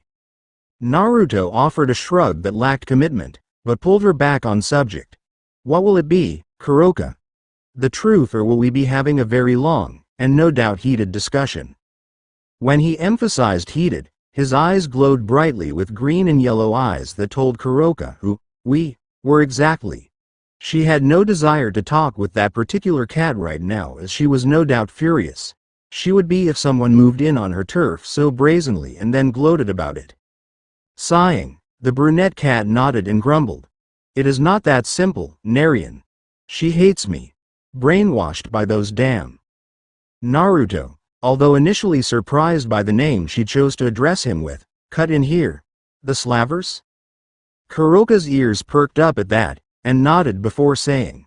Yeah, the slavering scum corrupted her mind. Though that was after. Naruto cut in here again, recalling the memories he had gotten from her. They planned on executing her for crimes she was innocent of. I recall. Kuroka's tails fell flat in shame at that, her face grimacing, but Naruto just pulled himself up to a sitting position with the woman now on his lap and staring into his eyes as he spoke. Take things one step at a time. The truth hurts. Naruto sighs after that, before adding, more than anything, but it also helps us to move on and heal. We have to keep moving forward or we'll lose our way. Kuroka's features all drooped and she exhaled hard. Slowly she nods before meeting his gaze again and asks softly, well. Naruto let out another sigh, ignoring the muttering of the other troublesome cat in his life, and replied, fine. I will help you with confronting her, but have to keep your word. Kuroka's whole form seemed to brighten up and she hugged him tightly, squishing her larger than Matabi's chest against his chest armor, and purred loudly.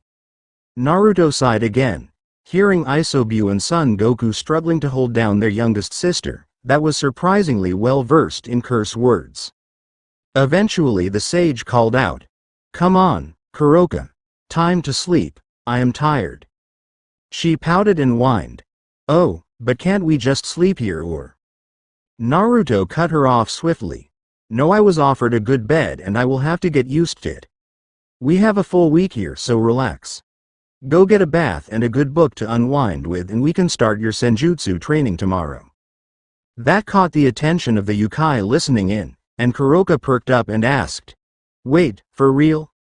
Naruto shrugged, replying casually, well, your current level is great, mine's still higher than yours. Plus, I can teach you a new fighting style that complements your particular skill set whilst I am at it. Beaming, bouncing and grinding at him, Kuroka smirked sultrily, commenting, oh, Narian. I didn't know we were talking dirty. My. I will most definitely not skimp out in rewarding you. Naruto sighed, hard enough to spread around the not-so-secretly listening group that earned a sweat drop from the equally aware Kuroka, who muttered, "Really?" Naruto just nodded, before getting up and forcing his passenger to stand beside him. This is when the sage realized how she was only about 5'3", but dared not even think about it as he headed back towards the main shrine at a deliberately slow pace. The secretively listening had to make it back first after all, and beating them back would be rude. The catgirl fell into step with him and asked below a whisper, "Are you?" Naruto nodded, replying casually with his infamous shrug of non-commitment. Nothing of importance was overheard. "Though, you may be grilled at breakfast tomorrow as no one wants to annoy me, so you are the likely choice." Kuroka shuddered at the prospect of the eyes but grinned, replying, "They can try, NYA." Naruto did not smile, but when they parted ways, he caught the fading glow of one of Shukaku's curse seals that was perfectly masked into her chakra signal. Experience is a bitter teacher. Betrayal ever hanging in the back of his mind at all times, and he was not feeling about taking that risk. Naruto's room. Reaching his room alone, Naruto shut the door and proceeded to scan the room with his standard sweeps as normal. It was a moderately spacious room, but not overly so. Natural woods made up the entire room. A double bed this time instead of that massive one in the last place. Red covers, white sheets, and 4 regular posts. None of that noble stuff.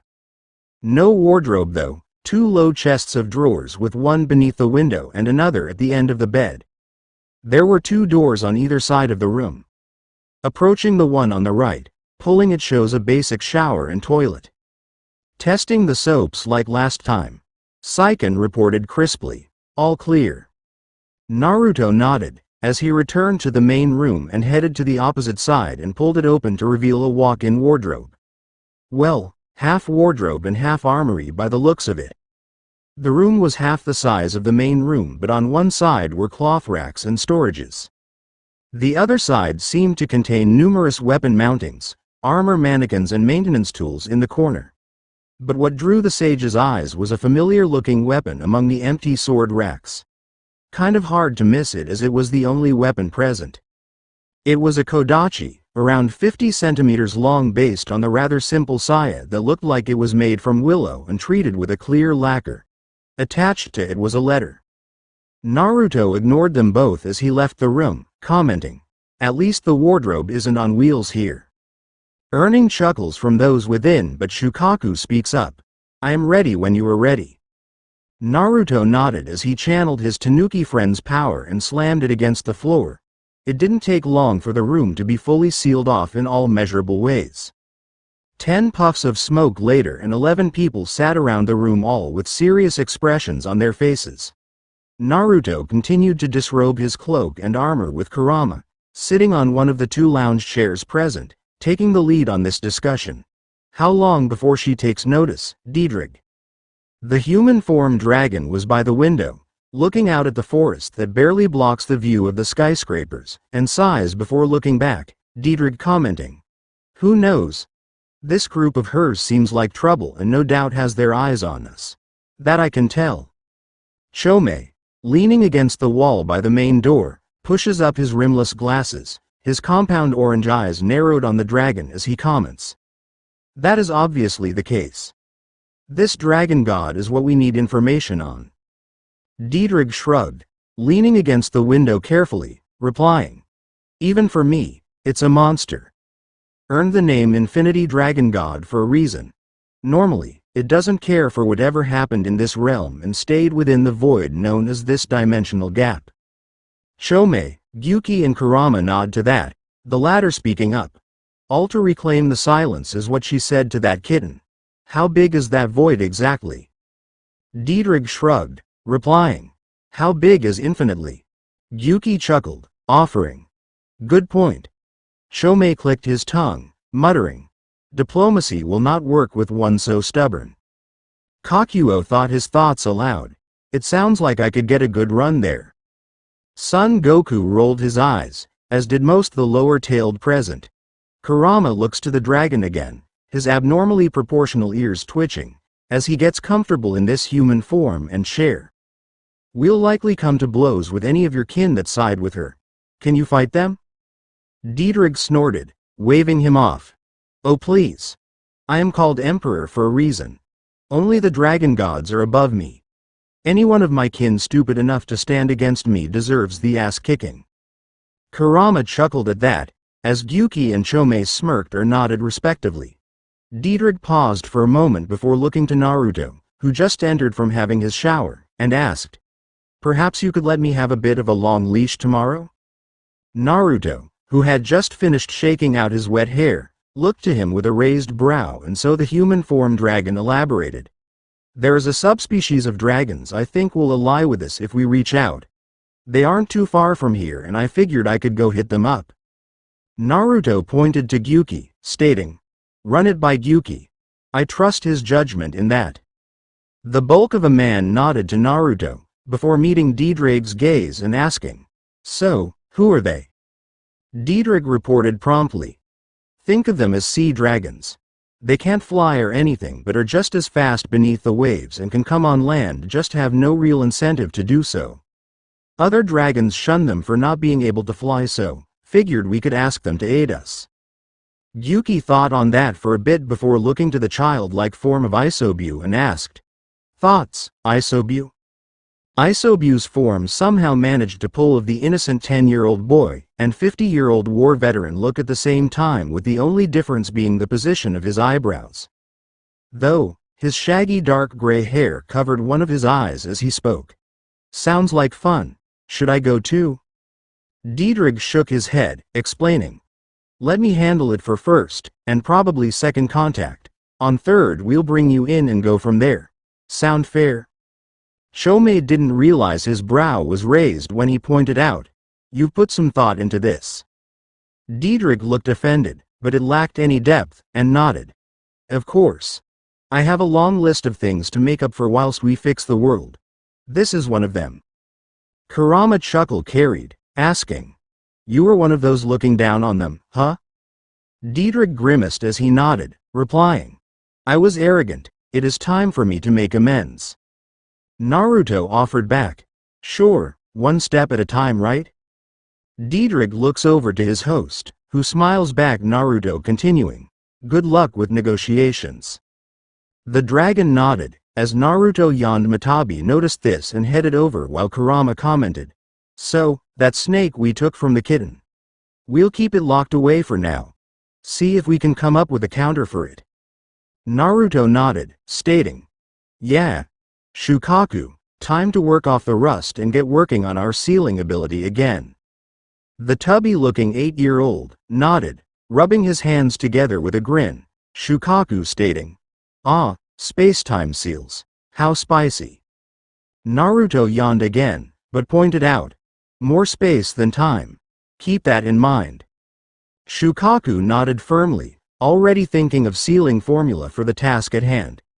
Matabi, however, had begun massaging Naruto's back, earning a soft sigh of relief, and his tension fell off heavily, almost falling straight to sleep. Seeing this, Kurama orders the others, "All right guys. Either the seal or animal forms. Chop chop."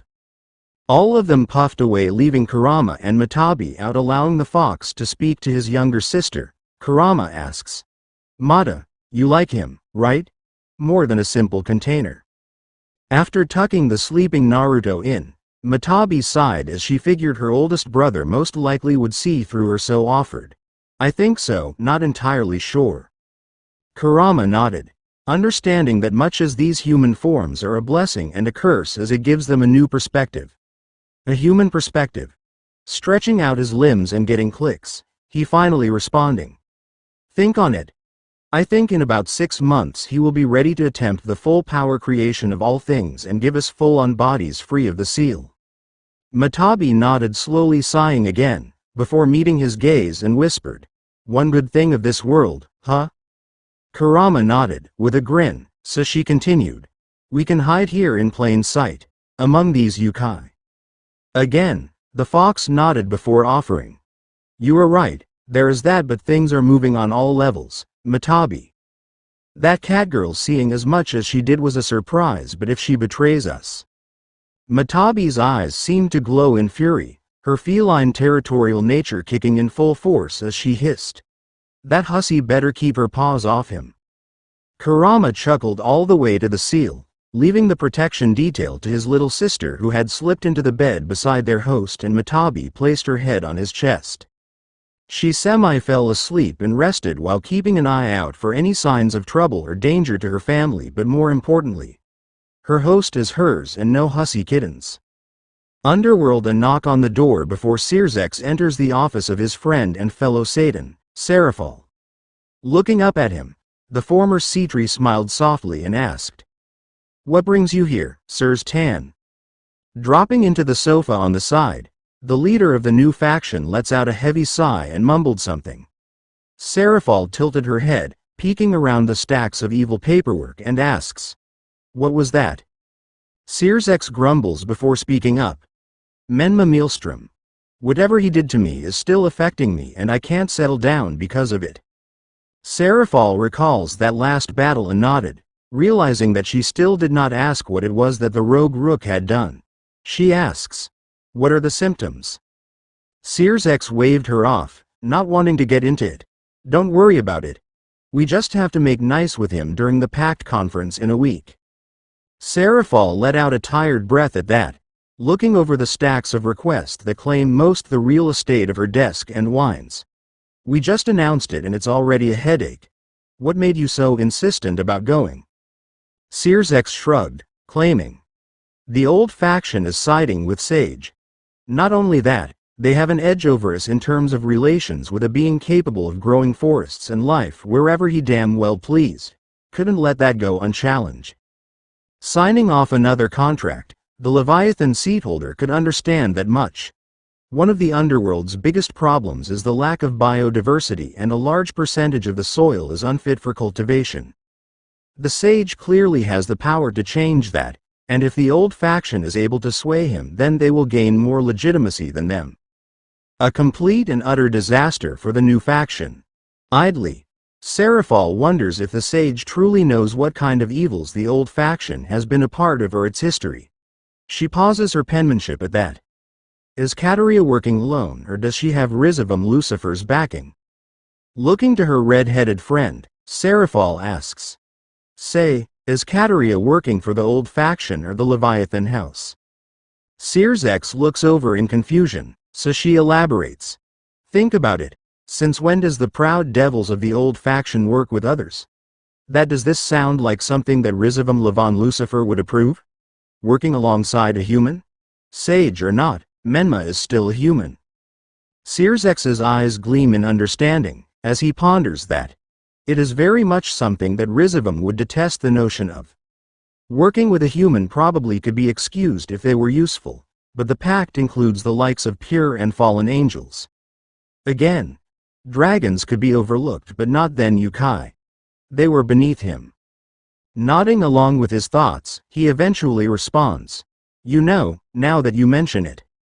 Serafal nodded, though added, "Not to mention, Menma seems to be an advocate of freedoms of all, to the point he has condemned the evil peace system, labeling it along the lines of slavery. Surely, the crimes of the old faction would weigh heavier than that, no?" Sirzex nodded repeatedly at that, and a realization had hit him then, causing him to voice out, "He doesn't know of them, most likely." Serafal nodded with a smile, replying, "Nope. That we can now use against them to stop him from siding with them and see that we are the better option." Sirzex nodded as he leapt up, in far greater spirits than when he entered, and asked his friend, "You are right, Sarah Tan. I have an idea that will be in our favor." Upon seeing her nod, he continued, "Contact Lady Yasaka and inform her that I will be sending Graphia to." He paused for a moment, bouncing the idea around for a bit before swallowing hard and hoping this would not bite him in the back of his ass later. Sirzex's aqua-green eyes meet the purples of his friends as he finishes. "Request her that Graphia and Milicus wish to spend time with Rias's peerage. I will handle the rest." Serafal raised a brow in inquiry, but not getting anything as he had turned to leave, she offered, "I'll send it first thing." Halfway out the door, Sears looks back with a forced goofy smile and responds, "Thank you." Kyoto Mountain Shrine. Naruto awoke to a knock on the door, and yet his grumbling was drowned out by a loud, familiar hiss that jerked him to full awakened mode. He was successful at grabbing Matabi before she leapt at the door and was thankful the barrier was soundproof. Struggling, Matabi hissed out whilst glaring at the door, "Narian, let me go. Don't stop me, I will." As he had her in a sitting bear hug on his lap, Naruto's whisper surprised her, "Mata." The tone used broke through her morning rage. It was cold and tired with a hint of steel that brokered little argument. Eventually, now clear-minded, Matabi whispered back, "Naru-kun." Naruto let out a tight breath. This was way too early for this shit, and so he whispered again, "Get back in the seal and calm down, or..." He left it hanging to let her ponder for a moment and realize she was about to graduate from the irresponsible teenager category. Her mix-matched eyes widened in horror at being stuck there and looked back up to her favorite human, turning the adorable factor to maximum as she asks, "Oh, forgive me. I don't suppose you will." Naruto adds dryly, "Overlook this, depends on your behavior today. Now, to the seal and keep an eye out for me, please." With a simple nod, Matabi was back within the seal silently and was smirking viciously as she had spent most the night marking her host with her scent. That hussy will know her place. Moving to the bed's edge, Naruto muttered internally, "You know I can feel that smirk from out here, right?" The feline just poked her nose up, not caring either way. Sighing again, something he's been doing a lot recently, Naruto moves to the door and partially lifts the barrier. Moments later he pulls the door apart and is greeted by a furiously blushing Yasaka. Too tired to care, Naruto asks, "Yasaka, what is it? I was sleeping." To the vixen's credit, Naruto's chest was bare and he only had on loose trousers.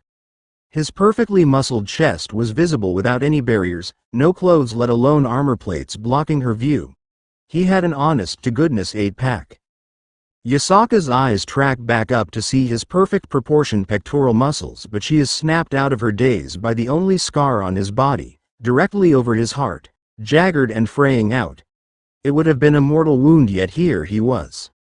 She was startled by a kicking finger in front of her, eyes snapping up to the amused smirk of the sage who asks, "Are you done ogling my body?" Flushing like a schoolgirl she never was, Yasaka nodded and stated quickly, "Yes, breakfast is being served. I came to wake you." Nodding, Naruto informed her, "Be there in a moment." Before closing the door again, leaving the stunned vixen to dwell in her fantasies that her gently swaying tails told all that they were not to be spoken of aloud and the erotic nature of them. Though, a part of her dazed mind noticed that she could no longer sense within the room, just like before, and pondered whether she should ask him about it. Then his scent fully registered and her eyes narrowed dangerously. A feline scent that she doesn't recognize was intermixed with his own rather kitsune-laced scent. That was another thing, she muses as she makes her way back to the ground floor. Why does the sage smell so heavily of kitsune? Yasaka hadn't had a chance to dwell on it last time, far too busy with dealing with his arrival and trying to keep him in place. Now though, it is rather curious that he smells like kitsune so heavily despite being human himself. Another mystery around the sage. Hopefully, he hasn't done something unbecoming of his station. She doubted that very much. Back in the room, Naruto was arming up as always when Matabi spoke to him softly, "Naru-kun." Naruto secures his Anbu-style trousers as he responds to the feline, asking, "What is it, Mata?" Swallowing softly, the two-tailed cat asks, "Maybe you should leave the armor here?" Naruto froze at that moment and his panic set in, replying incredulously, "You are joking, right? We have to be ready to." Matabi cut him off. "Run? I thought we had covered this, Naru-kun?" Naruto hesitated, looking at the armor laid out before him. Hidden leaf Anbu armor given to him during his training to become Hokage. Part of it required him to serve in the elite forces to understand their role in the Leaf's military. A military he was being trained to lead. He had yet to been sworn in as an official member of the force, but they had given him the equipment and mask as it was a foregone conclusion that he would join. He was to serve under his old protector, Kat, who was rather excited about the assignment. He could tell despite the mask and monotone she spoke with when she was told. Naruto sighed again, recalling their last interaction. A joint Anbu bolt hunter ambush in the land of tea. Kat was among the Anbu portion. He had hesitated to strike her. She didn't. Her blade sliced his, unironically given, fox mask in half where the nose was and the follow-up clean through where his eyes were, and the mask was cut through cleanly. His retaliation was harsh but not life-threatening, breaking at least 3 ribs in his punch and likely a bruised spine with the way she hit the tree. The last clone memory of her showed her holding the broken pieces of fox mask to her chest. Naruto knew at that moment that Kat had purposely aimed for only his mask and hated every moment of their fight. She still cared for him. He would later find out from other Anbu he had battled and slain that Captain Kat had resigned from Anbu after what he had, supposedly, done to her with his Bijuu powers. Holding the armor in hand, Naruto whispered to himself, she gave this to me. It hasn't, it still protects me, she still protects me.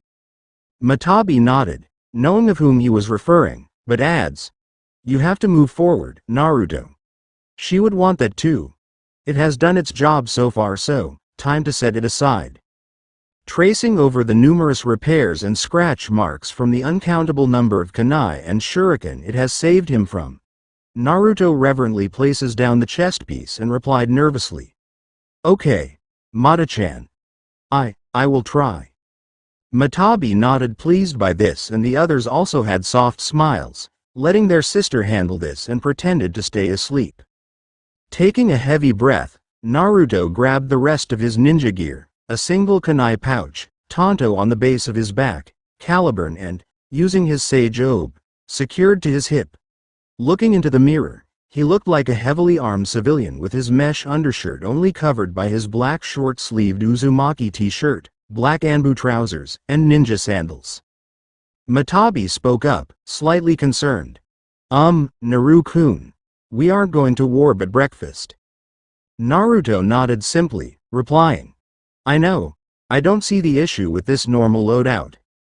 His tone and face were flat, hiding his unease at being so under-armored and lower weapon loadout due to it.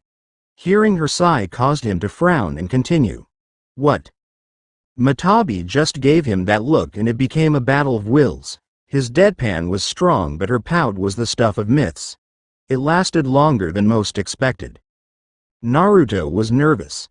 Matabi had put a very firm flaming paw down and now he lacked both his sword, but he had outright refused to leave behind his kunai pouch. Fully loaded with 3-pronged kunai. Despite the fact that Caliburn was resistant to being left behind, they managed to keep the sword within the room and safely sealed behind Shukaku's barrier. Now, here he was strolling towards the food hall with his hunters escorting him, Jenny and Felix strolling a step behind him. Passing over the bridge out of the protected area of the shrine and now heading towards the hall. Naruto was purposely playing ignorant of the fact that his escorts had been flushed cheek since they met on the stairs down. Also the fact that all the priestesses he passed were equally as red-cheeked. He felt uncomfortable being without his armor and in the open like this. Being so lightly armed and armored that he feels like he's vulnerable, unprotected and unable to defend himself. His weapons so far out of reach. A dangerous position for any rogue. Sure, in his case, he could probably handle anyone present with his bare hands, as he has done countless times in the past, but since coming into his own with swords and kunai, it hasn't really been the same without them. Guess he can chalk that up to being an Uzumaki, not that that fact means much here. Mess hall. Finally reaching the hall, the priestess at the door pulled it apart and bowed with her cheeks a flaming pink, which went ignored. His entrance to the hall did not go unnoticed by anyone and all subtle chatter fell silent upon it. Naruto sighed out breathlessly. Troublesome. At the devil table, that held the Gremory peerage and Lady Leviathan, it was Kaneko who perked up and looked to the door, leading the others to the entrance of Menma. Rias, Akano, Asia and Kateria all had decent blushes upon seeing this unarmored, relaxed form of the infamous sage. He stood at 6 foot, his spiky blonde hair, that was like captured sunshine in its radiance, framed his face and ran down to his shoulders rather messily, adding to his roguish air that seemed to cling to him. His dark blue eyes were cold and disinterested, but Rias and Akeno knew better. It was a front, a mask, and yet it fit so well. His whisker marks on his face only added a feral quality to his look. The light t-shirt he was wearing did well to hide his form, but the toned muscles on his arms give much away. Though, they also took note of the only prominent feature of it being a red swirl. It was unfamiliar them but might mean something to him. Similar reactions happened all over the hall. The only exceptions were Serial, Benemune, Gabriel and Yasaka, the latter due to seeing it earlier and having calmed down whilst preparing herself mentally. Naruto himself moved to the head table where Yasaka sat, joined by Kuno and Kuroka. The black owl cat had a sultry expression on and her tails flowing suggestively at her back. That halted upon him sitting down, allowing the Nekosho to catch the smells surrounding him. Kuroka's eyes narrowed on him, a little frown marking her visage as she could practically feel the smirk of the hidden feline of flames from within. She wasn't wrong with her assumption as within the seal. Matabi had the cattiest smug smirk upon seeing that kitten's expression through Naruto's eyes. As the food was served, everyone began to chow down and all was surprisingly calm despite the various factions present and their history with one another, Yasaka noted. Even Kuno was eating as the perfect lady. A princess even, which was amusing to the older vixen. Though, what brought a collective gasp and face faults is when Kuroka spoke causally. "Nya, Narian." Naruto responded. "Kuroka-san." Kuroka replied. "Whose smell is that on you right now, huh, Nya?" The sage shrugged casually, swallowing his rice before responding. "Who's to say?" The cat woman hummed, chewing on her fish, and then after she swallowed, Kuroka asked, "Then, this training you offered?" Naruto nodded, replying, "Cat-based. I'll show and instruct you on it." Many reeled at that, none more than Yasaka, at the thought of the sage, or Narian, knowing of a fighting style meant for Neko races. Though Naruto continued distractedly as he was focused on his food, it was good.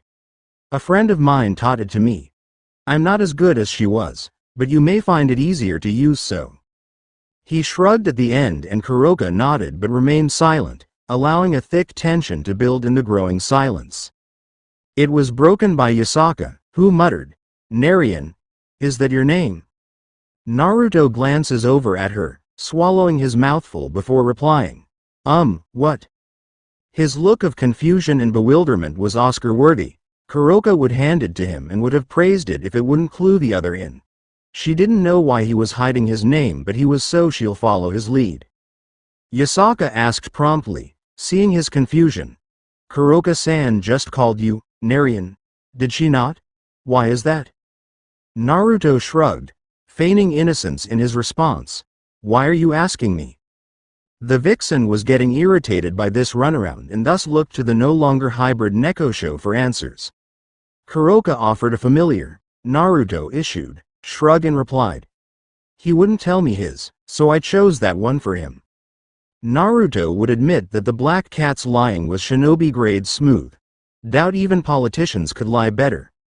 Though, he was hoping she kept this up and kept to their deal, or it would be a waste of good life. Sighs of disappointment filled the silent room. The mystery of the sage's name remains unsolved still and none would admit it, but this was eating away on the nerves on more than a few of them. Noticing this, Naruto smirked in amusement, sharing a look with the grinning Kuroka, which told Yasaka she hadn't been lied to, but it also was not the truth either. She knew something had happened between the sage and the stray. She saw their rendezvous last night. It seems that Kuroka is ahead of her in regards to the sage. Yasaka finds herself lagging behind and somewhat annoyed at the arrival of the thieving little cat. She, like everyone else, tuned back in when Kuroka asks, "Narian, do you know any Jujutsu?" Naruto's response was quickly delivered. "Never heard of them."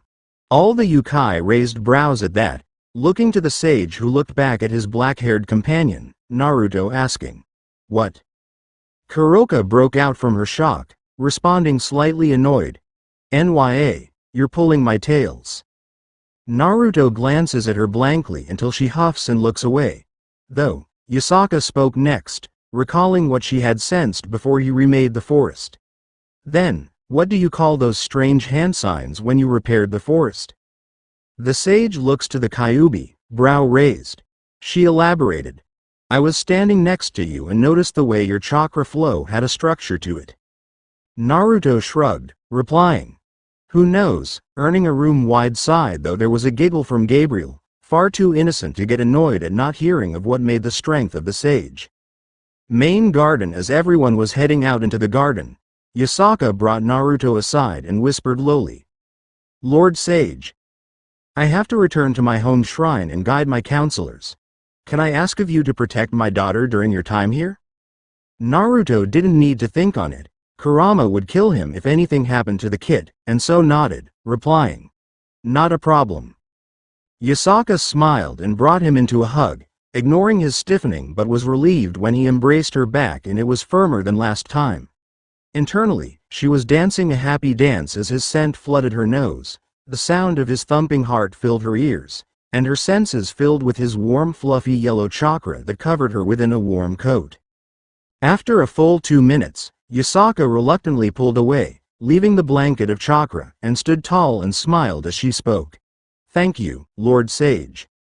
Naruto nodded before moving off whilst she watched him leave, Kuno safely clinging to his hand with her own as she skips alongside him.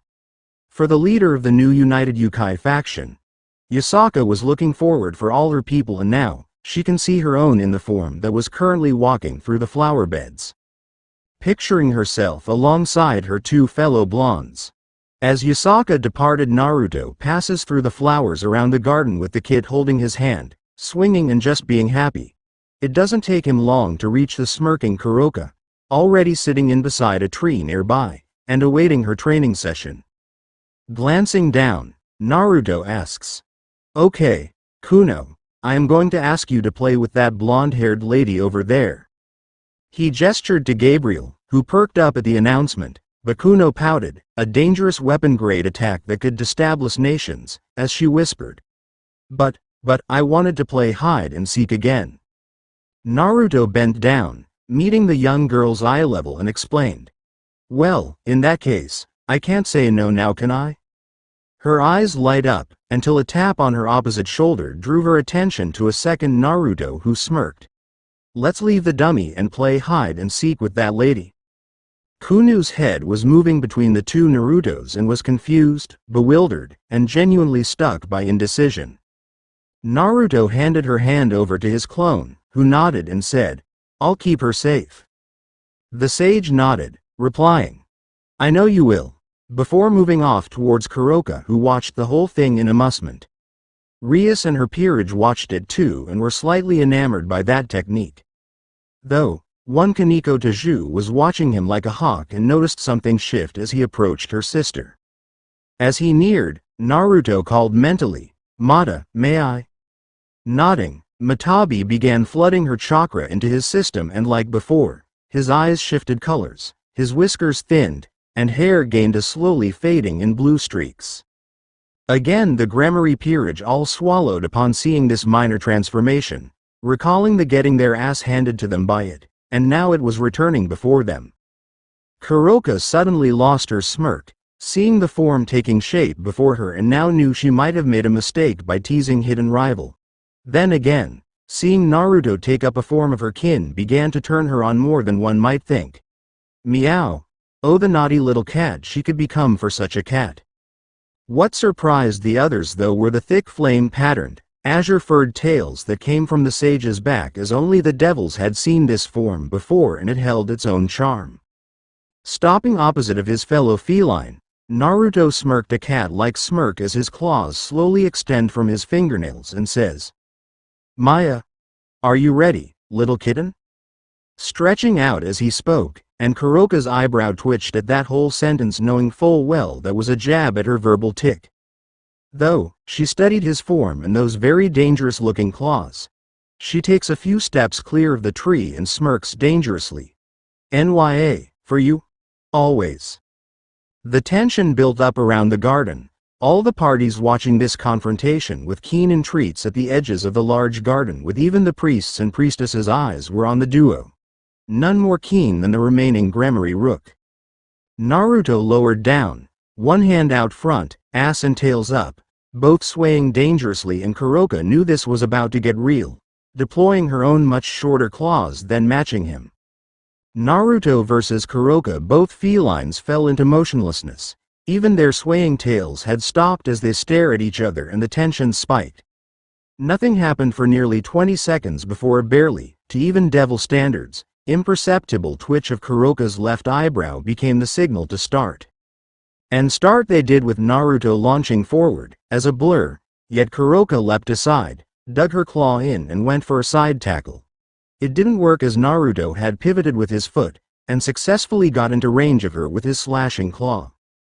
Despite her own feline instincts, Kuroka only barely managed to pull her face back enough for his claws to merely glance her cheek and not drawing blood despite their velocity crossing her skin. Using her twirling motion gained in the evasion, Kuroka swung back a low to high kick to his chest, and surprisingly, for her, Naruto seemed to have anticipated it and was already mid-kick back to escape her range. Flipping in the air, Naruto smirks as he lands on all four and perched like a cat ready to strike. Because he was. Kuroka, head now in the game, let out a very dangerous hiss, then groaned as she near enough lowered to the ground with eyes aligned and narrowed. Her tails puffed as he lowered down too. A low groan from her, and this is when the audience realized they have likely forgotten that they were there. Again, the sage was the first to strike, but the Nekosho moved with him, and when he went low, she went high. As she flipped over his head, a slash down his back looked certain, but again, her opponent barely ducked further beneath the attack. The second paw hit ground. Kuroka darted forward and slashed left, then right, then left again before executing a very tight, rapid, backflip double slash.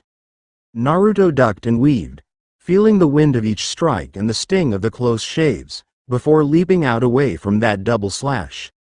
Sliding to a stop, claws digging into the soft grassy ground, Naruto would rate her at high chunin speed, agility and dexterity at around mid-jonin, but as he hasn't taken a hit, nothing on her strength, and so he would likely have to measure that next. PFF'd, yeah no. Guess it's time to up this to jonin speed and see how she handles it. Darting forward at mid-jonin speed instead of mid-chunin, Kuroka had little time and thus followed her instincts, leaping back once then immediately to the left. Naruto, again, showed excellent proficiency in high-speed combat, as he was quick to follow and his opening high slash led into a middle to high. Kuroka ducked the first strike, and went to counter, but found his knee rising and blocked it with both hands and was caught off guard by the power behind it as she was lifted up. With speed that Kuroka could barely follow, Naruto slashed both her arms with a double slash, but his high kick was blocked and forced the Nekosho to the edge of the garden when she crashed down. Getting up, Kuroka inspected her wounds. They were purposely light and not really disabling based on their locations, which means it was a show of speed and precision. He's showing off, how cute. Guess she has to call upon her fighting spirit. Abruptly, Kuroka was covered in a whitish aura and got down again low. Naruto, sensing this aura, was sensing life force flowing thickly but not much else, but supposed this was a power-up of some kind. Good. She was getting serious. Though, he idly noticed that their spectaculars had gasped and explained that this was called Toki, or fighting spirit. Overall power boost. Good to know. Erupting forward, Kuroka moved at breakneck speed, faster than most the devils present to keep track of, but for Naruto, it was about mid-jonin. Not bad in all honesty. He ducked aside, watching as the black cat sailed past him and ducking beneath the tail whip from his blind spot. Sneaky. The second she touched down, Kuroka was back on the sage with rapid, calculated strikes, and each one was avoided. She was growing frantic the longer this went on. Naruto, though, could see her form growing sloppy and wasn't in the business of trampling the innocent or hardworking, thus allowed himself to stumble. Thankful for the opening, Kuroka launched a double slash at her opponent's chest and put her weight in on this. Though, it was far too late when she saw his smirk and her mind tried to come up with an escape from his trap. As if in slow motion, Naruto controlled fall backward and Kuroka's lunge forward at him shifted slightly, and in her panic, unknowingly hooking one of Naruto's tails with both her own, Kuroka stunned the man on the way down. The contact sent a minor, unexpected shudder up Naruto's spine as he hadn't thought that the dense chakra constructs could feel nor would send such a sensation through his body. This led to his mind and body going blank for a fraction of a second and allowed his opponent's attack to land true. The ripping of the bottom half of his t-shirt seemed to echo over the garden as much as Kuroka landing on his Naruto's form, having overcommitted to her strike. Unfindable grove, a modest two-story cottage within a hidden grove that cannot be found beyond those who inhabited it, or those of the same persuasion. The two adults who called it home look on in silent mourning as it had just been fully secured and emptied. The ones who called it home, the seemingly young family, were gathered out front, travel bags slung up, and the adults are two beings of nature and the elements. One human and the other yokai, but both of chakra and nature nonetheless. They had met a century ago, traveled the worlds of the humans and underworld throughout and had kept a low profile. They had only settled down here 2 decades ago, hidden from all, and spent that first decade finishing their studies before their eldest came along. Their 3 kids altered their perspective of time, clued them into regular time frames instead of years and months flashing by with little concern. They struggled at first but now were grateful to return to mortal timing. For they have sensed the arrival of another of their kin, a sage, far stronger than most, and now that the signal has settled down in one place, they will venture out of their protected home and meet them. All they could sense, from their mediations, was a young male with great mastery of the winds and water, skill in lightning and earth. But there was something about him that almost called to them. They had discussed it at length for the last 3 months and now they were heading to meet their fellow. It was time for the sages to return to the world at large. Unreachable lake in a land frozen for the last millennium, unreachable to those who are not one with the life of the land or blessed by the planet itself. An entity awoke beneath one of the many ice plains that dot the permafrosted tundras. It has been so long since she was born here, yet this signal was familiar to her, and for some reason she knows that this man needs her help. An image of a crying blonde over a body. Her body, laid beside her father. Snow coming down. Her unshed tears stretching out within her cocoon of solid turquoise aqua, her blood flow increasing along with the anticipation of her heart. An appearing mirror, made of ice, reveals her new figure and frame, but it is soon replaced by something far more familiar to herself and to him, beside the obvious snow-white hair. Idly, she wonders if he will remember her, recognize her. It has been. How long has it been? Memories of battling the familiar teacher came back to her now. Was that a dream? Her father was there too, fighting at her side like always. No matter.